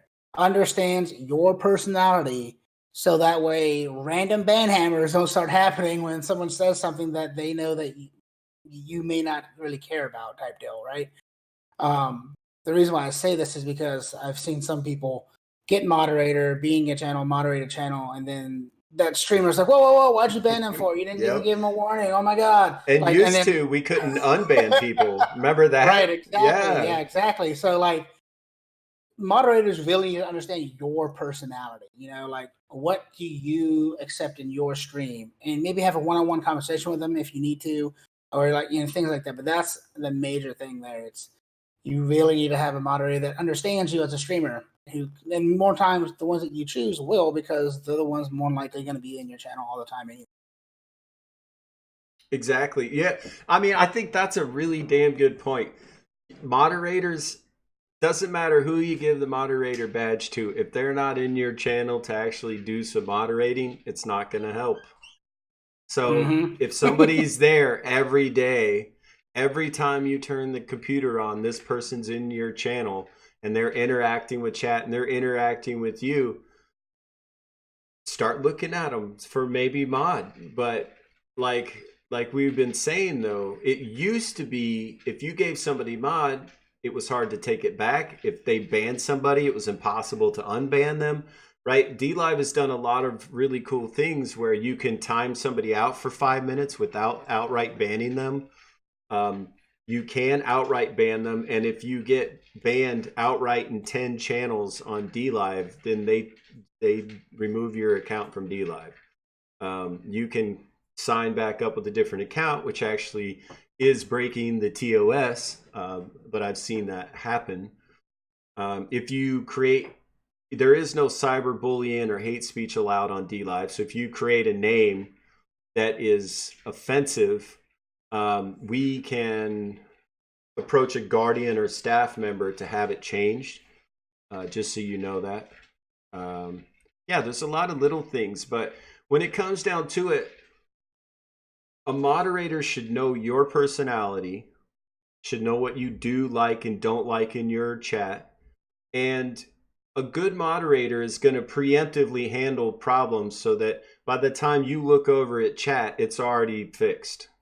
And it keeps it from derailing your show, right? And that's what that's about. Like, we're entertainers, we're putting on a live show regardless of what we're streaming, and if somebody in chat is derailing the show, that's disruptive to everybody.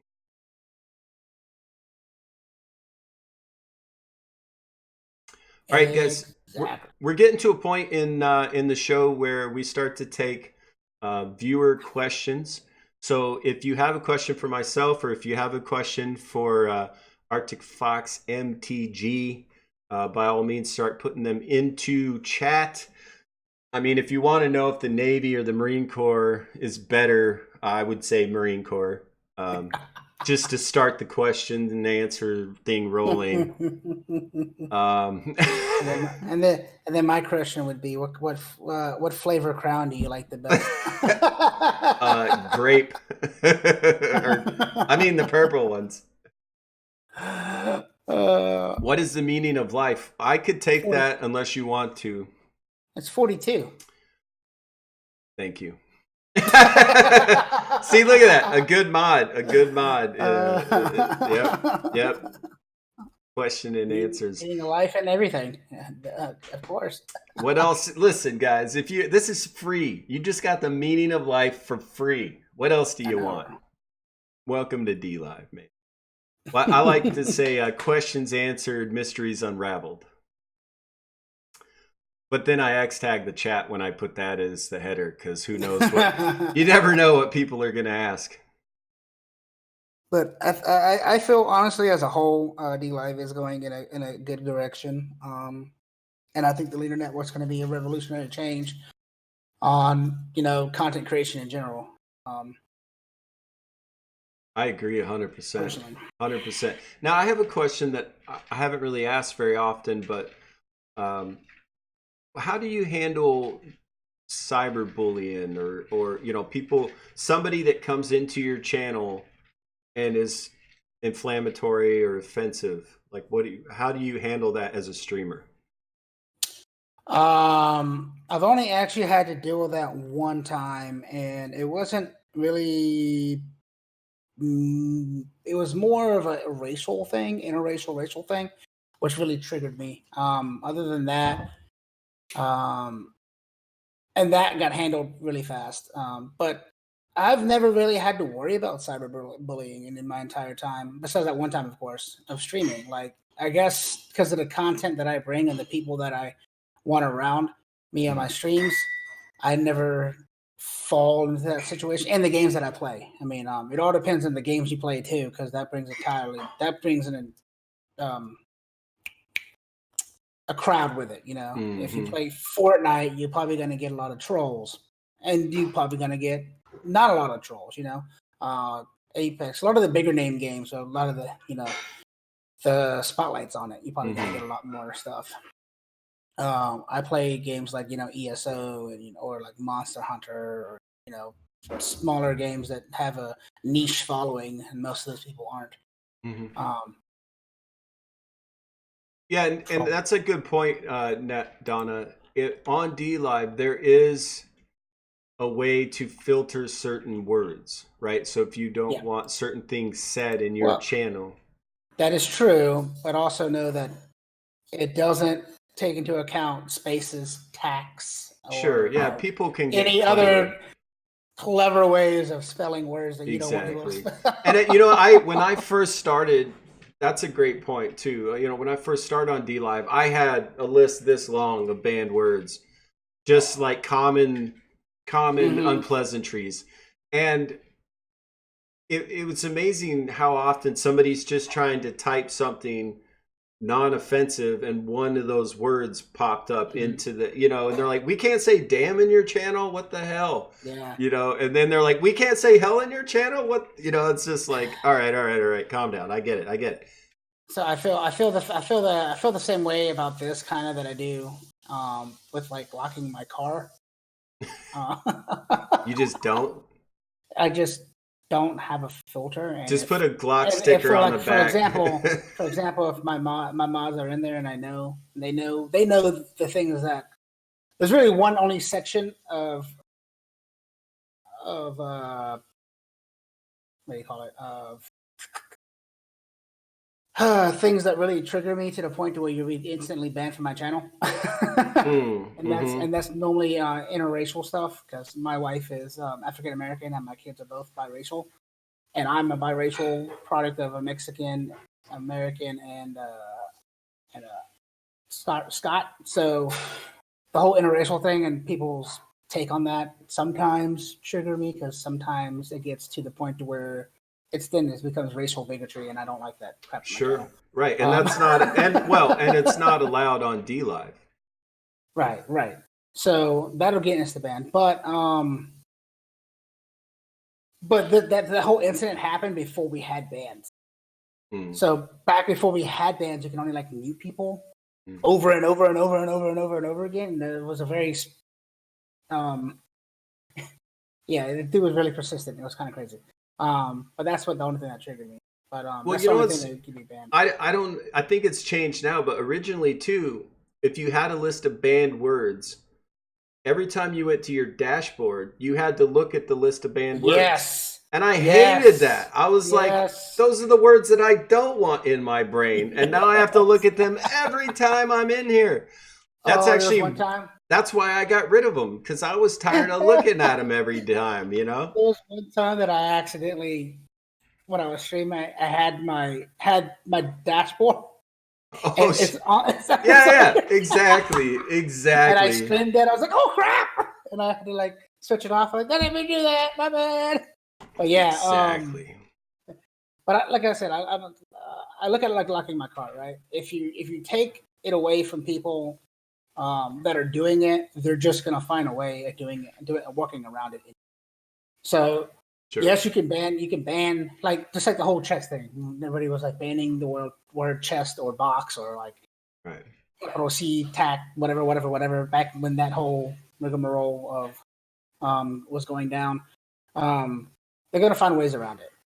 So either don't have them, and then let your mods know, what's going on, and then if it happens in your channel, mute or warn, mute, banned, or like if it's to the point, automatically banned, depending upon what it is. You know what I'm saying? Because people are going to find people who are doing that are doing it because they want to trigger you and they want to be trolls. So no matter what, they're going to find a way around just to poke the bear. Well, I think we could talk That's about. my personal opinion, of course. Let's talk about how to avoid that in the first place. I have an idea, which is don't follow for follow. Build your channel and your viewers organically, slowly, naturally, and your chat will automatically handle any of those problems when they come in. Like yes, they're not gonna. Your regular viewers are not gonna stand for that noise. That is 100% true. 100% true. I love it. My viewers on a regular basis back me up and handle trouble before I don't even have to say anything. I'm like, thanks guys, keep moving, keep going. I love it. You can unban stickers now too. Oh, okay, I didn't know that. Yeah, you can. If somebody puts a sticker in your channel you don't like, you can click on it and ban it. You can click on it and add it to your favorites. If you've never used stickers, you have to be a verified partner or global partner to make stickers. But anybody, if you see a sticker in anybody's chat that you like, you can click on it and save it to your favorites, and you can have 20 of them, and you can use them. The way you use a sticker, the bottom right-hand corner where that chat bar is, where you type in the chat, there's a smiley face. If you click on the smiley face, that's where the stickers are. And before somebody explained that to me, I could not find the damn stickers. Seriously, you see, what was it? It was Bayou Nilly asked the question. He says, or she says, or whatever pronoun they like to be called. Is popular music a no-no for streaming? By popular music, do you mean what exactly? Right. So is music popular to be streamed or popular? I think I can answer this. If you stream popular music on Facebook, they turn your stream off, right? If you stream popular music on Twitch, nobody gives a damn. If you stream popular music on DLive, nobody gives a damn. But if you're just streaming a radio station, let's say, you're not adding any content on top of it, then that's not allowed, right? If you're creating content and have music in the background, that's fine. Not a problem at all. So copyrighted music. So technically, you're not supposed to use any kind of copyrighted music when you're making anything that you're doing. Technically, well, if you're trying to make money from it, right? Different platforms do it different ways. Facebook will YouTube will take your stuff down or demonetize it, if you will. By demonetizing, what I'm saying is, any revenue that you get from that video or ad revenue you would have gotten from that video then goes to the actual studio that has the copyright holder, that has the DMCA on it. Twitch mutes your VOD for that section that the companies have requested. Hey, I don't want you using that anymore. So Twitch will mute that section of your VOD where the AI bots in the background see or hear or see that you are using that music, and they'll mute that section of the VOD. DLive, yes. DLive will not do anything, or Mixer won't do anything either, unless a DMCA is filed on you. So if, say, Sony Entertainment somehow watches your stream, and they see that you used one of their artists' songs, they can file a cease and desist and say, hey, don't use this anymore. And then afterwards say, hey, any money you made off that, we want it from now into the future. And then either you'd have to take it down or you'd have to pay them the royalties for using that music. Now, something else that just popped up in my brain that came up on DLive, the name that you choose to stream under, if you use a Marvel character's name or a Disney character's name and try to stream under that name, you will get a cease and desist from that company and they don't play. Yeah, you will. Be careful. I already saw a streamer on DLive use a... So I want to make this clear though, Net Donna. It isn't that they don't care. They do care. The platform is not going to take any action unless that platform has to take action. Right. So if they didn't care, then if they get the DMCA, then yeah, whatever. It's not that they don't care. It's this, guys. This is the difference with DLive. You, as the streamer, are responsible for your content. If something happens, they're coming after you personally. Yes. So if you're not a partner on Twitch, because they have a different set of rules for partners contract, that's almost every single platform. Any content you create is your responsibility. They have a loophole in most every single terms of service that you read out there that makes them not liable for your actions on stream. And partners have a different contract on Twitch, and that's the reason why, yes, Twitch is liable for the stuff that they do, some of the stuff that they do. But Twitch also has a database of Twitch already pays a lot of these companies for royalties, so that way their partners can actually use a lot of their music. See, so I chat and play Spotify in the background. I do that too. Like I said, it doesn't matter until, say, that company sends you a DMCA or a cease and desist letter saying, hey, don't use our stuff anymore. DLive isn't going to go to the company.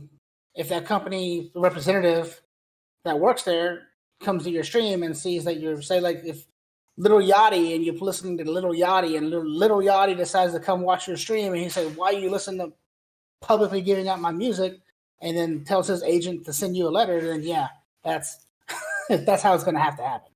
Right, which is pretty rare. The reason why, which is right with Twitch, because Twitch is huge, right? So we got to look at the scope of things too. Twitch is huge, Mixer's bigger as well. DLive's smaller but growing. So Twitch is huge. Twitch has multiple contracts with multiple people. Twitch has been around for a long time. And it's bigger and it gets seen more. So yes, that's the reason why they already have received DMC letters saying, hey, don't use my music or this whatever. That's the reason why in different sections of videos, you ever go watch back over there, certain sections are muted.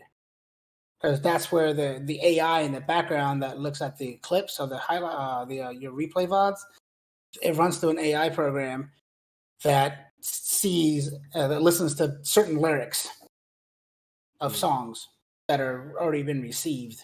DMCA has been received on those songs. Same thing with YouTube. They do the same thing there too. That's how they do it too. Well, guys, and think about it like this, guys, and it'll make it a lot simpler for you. If you want to be a live streamer, have something to offer that's unique, right? Create content, something, be entertaining, right? If you sing, if you dance, if you paint, if you're a gamer, if you're a conversationalist, create unique content. Mm-hmm. If you don't have anything unique to share, then you're not a live streamer and you shouldn't be live streaming. Like, that's really, like, if you're just going to turn your camera on so you can share other people's work, that's not the point of this. That's not why we're live streaming. Yeah. That goes down a deep rabbit hole. Right. I know. I know. I mean, that's pretty much basically it, though. Yeah. So that goes back to the whole difference between a tuber or a YouTuber and a live streamer. Mm-hmm. Yes, YouTube does have live streaming, but YouTube's main focus was edited, composed videos. You know. Right. which is not live streaming at all. Because they take multiple takes, they take certain clips, they edit stuff, they put it in there. And that's fine. Live streaming is more natural and raw, and if you can't that's the best way of putting it. If you can't sit in front of a mirror and entertain yourself with yourself, then you probably shouldn't live stream either. Right. And if you're not comfortable just talking to yourself constantly, like it, put it this way. And there's different type of live streaming too. Like, and different type of people and your personality. You have to know your personality, right? So, like for me, if I'm co-streaming with somebody like right now, you can play off of each other. You can, you say something, then I can chime in. I say something, you can chime in. So the conversation never dies and never ends. It just continues to flow and just feels more natural. Mm-hmm. Some people can't do that, actually. Some people are better off streaming by themselves and interacting with chat. Some people are really bad at interacting with chat, but are really good at video games. So people watch them, Mm-hmm. So like people who play Dota on Twitch. It's really hard to read chat the entire time, but people watch it because they're good at Dota. Or Apex Legends, or any of those things. So there's different kinds of streamers, but you have to know what kind you are to benefit from that, I guess. Well, you can learn too, though. You can learn, you can learn who you are. Yeah, like Enforcer Jake, he's a global partner here on DLive. He's one of the top Apex players in the world, period. And I asked him, I had him on the show, and I said, hey, you're playing at a very elite level. You picked one of the most popular games in the world, and you're in the top 25 players, period, in the world, the top 10 for his chosen character. And I said, how do you maintain that level of gameplay and also maintain chat? And he said, actually, the chat knows that when in certain times I'm in focus mode, and they let me do that. And then he goes, but when you have that downtime, you need to check in and chat with them. Exactly. And it all depends on the community. Again, it all depends on the community you're building, right? Mm-hmm. So he's built a community off of Apex Legends and his personality and things like that. A first-person shooter. So the people who come in there are normally going to be first-person shooter fans, right? So they know when the proverbial shit hits the fan, he's not going to be focused on the chat. He's going to be focused on the gameplay. Mm-hmm. If you're a variety streamer, it's a little more difficult because you have a variety of people that are in your channel, which goes back to we need to cover that the different type of streaming. There's genre based, then there's game based, and then there's variety streamers. Genre based would be FPSs, RPGs, ARPGs, whatever, those kind of genres of video games. Then there's role players too. My bad.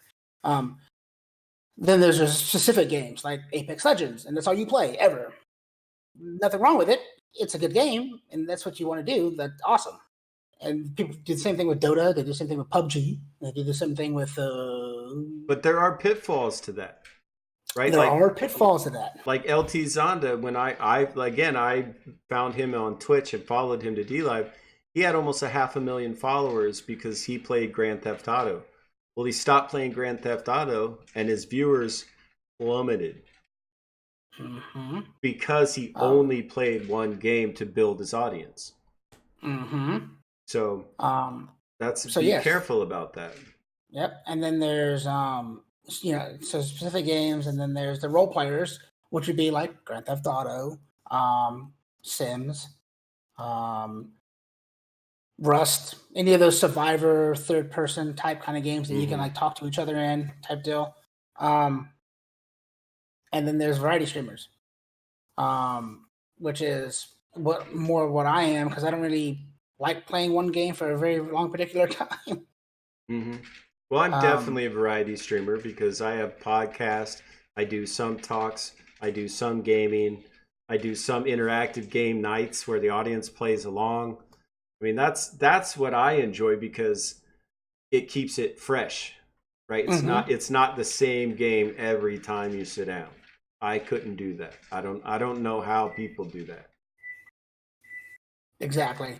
And then because of variety streaming, depending upon what games you're playing, your audience change too. Mm-hmm. Sure. So because of that gets back to get back to my point. So if I decide to play Apex one night, right, and then my stream is normally me being able to interact with them all the time and talk and read the chat because I'm playing like I don't know, Injustice or not Justice, but like maybe like Shadows of Mordor or whatever, some easy game that I cannot have to really focus on the game. I can also focus on chat. They may get the game get frustrated. That those certain people may get frustrated because I'm playing that game because now I'm less interacted in chat and I'm more interacted in not dying in my video game. Right. Yep. Well, something I found is sorry, my hamster is trying to distract me over here on the cage, like feed me. Something I found when I'm gaming, I have like regular viewers, but when I'm just doing chatting streams, my viewership always skyrockets. People really enjoy the interaction that's available here on DLive, that personal conversation with the streamer. Yeah. My buddy, I think Fireman Shane. I think that's a normal human thing too as well, where yeah, it's cool to watch people play video games, but it's also better just to have a conversation with somebody, and you're able to do that with chatting streams, Yeah, I mean, imagine if you could turn on the television, turn on your favorite TV show, and during the show be like, hey, what about this? And the person turn and look at you and answer your question. Yeah. It's just unheard of, right? That's just not an option. Well, so, it so is the way I live think streaming. the way I think of live streaming is it's just a very, very big FaceTime. That's a good way to say it. Pretty much is what it is. You're FaceTiming your peeps. You're FaceTiming your followers, and they're able to talk to you, interact with you, and ask you about your day and things like that. Mm-hmm. I like it. It's very positive and supportive, and what's cool about DLive being an international platform, it doesn't matter what time of day or night it is. If you want to interact, there's somebody online. Mm-hmm. There's somebody streaming. All right, guys, we're getting towards the end of this thing. So if you have specific questions for either myself or for ArticFoxMTG, his name's also Joe, by the way, go ahead and put them into chat. But I really appreciate you taking your time, sir. I mean, we had this thing scheduled before, and there was an issue. So, everything okay with the family? Everybody? Yeah. Okay, awesome. The sick one is eating ramen right now. Okay. No, that's good. That's good. So I appreciate you, coming back and rescheduling with me and being on the show. How did you both get so damn handsomely sexy? Well, I mean, I'd say genetics,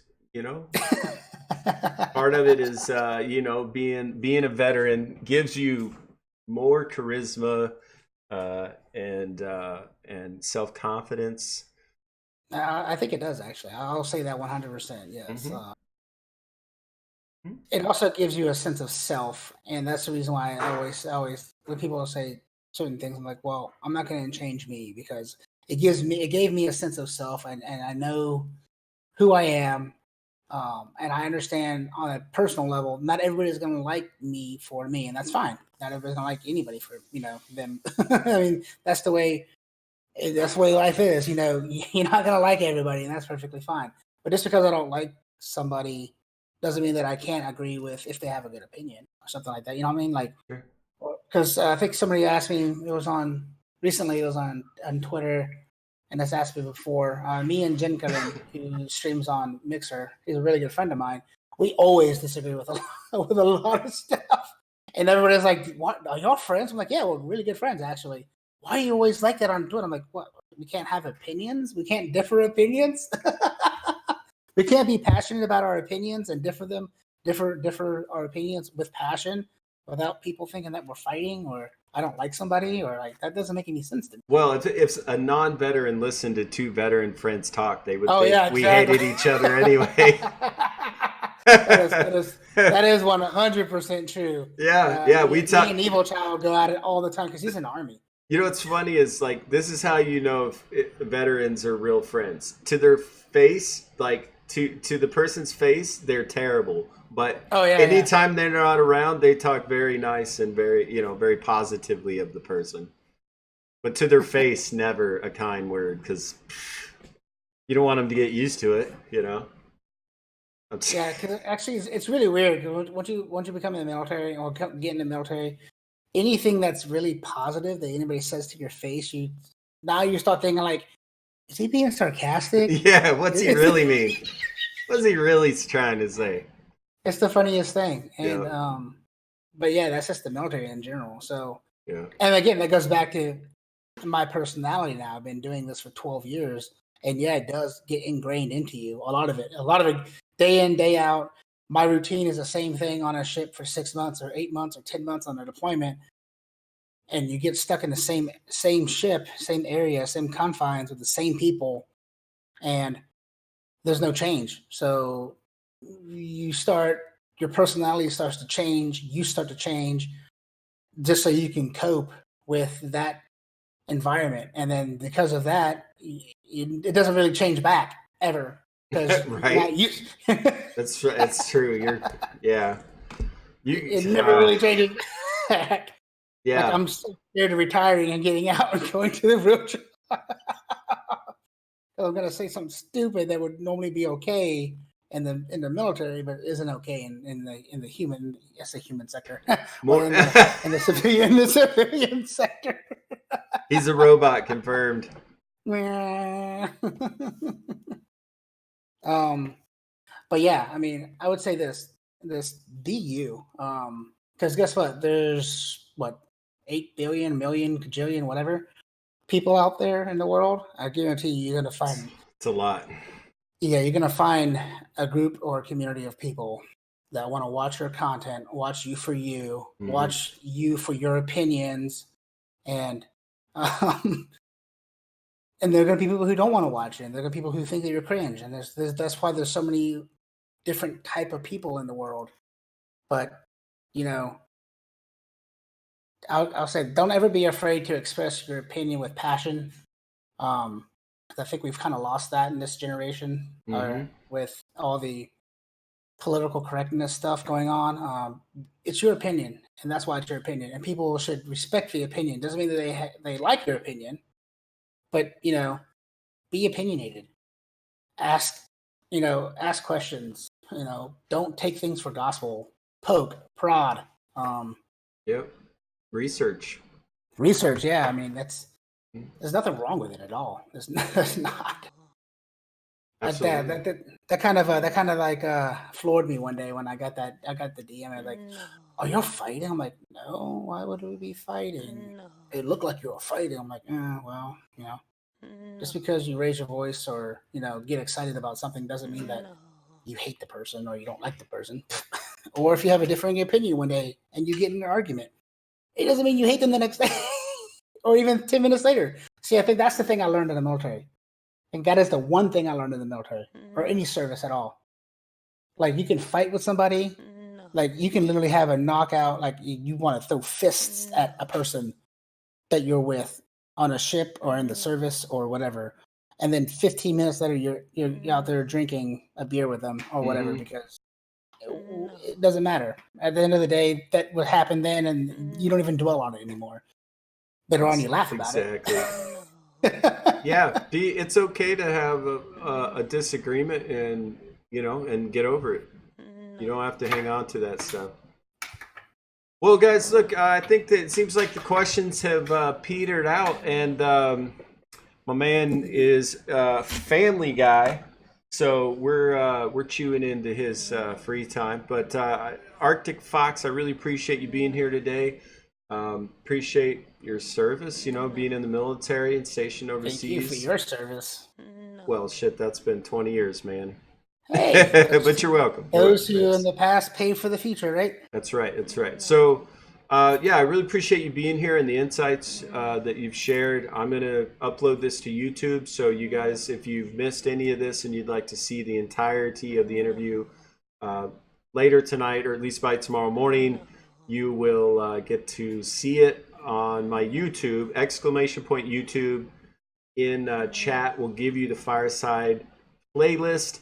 Mr. Arctic Fox will be number 39 on that list. We've got, guys, pick a global partner, pick a verified partner. There's a lot of really great information on Fireside Chats playlist on YouTube. It's all D-Live streamers, so over the last 6 months. But it's a lot of good information if you're a new streamer or you want to be a new streamer. Invaluable information from people that have been doing it for a better part of a decade. So check that out. I'm going to wrap the show up, sir, so if you don't mind just hanging on for me for 1 second, Mr. Arctic Fox. I will be right back with you, buddy. I'll be right back to our call. All right, guys, my name is author Joe Holt. It's been another Fireside Chat.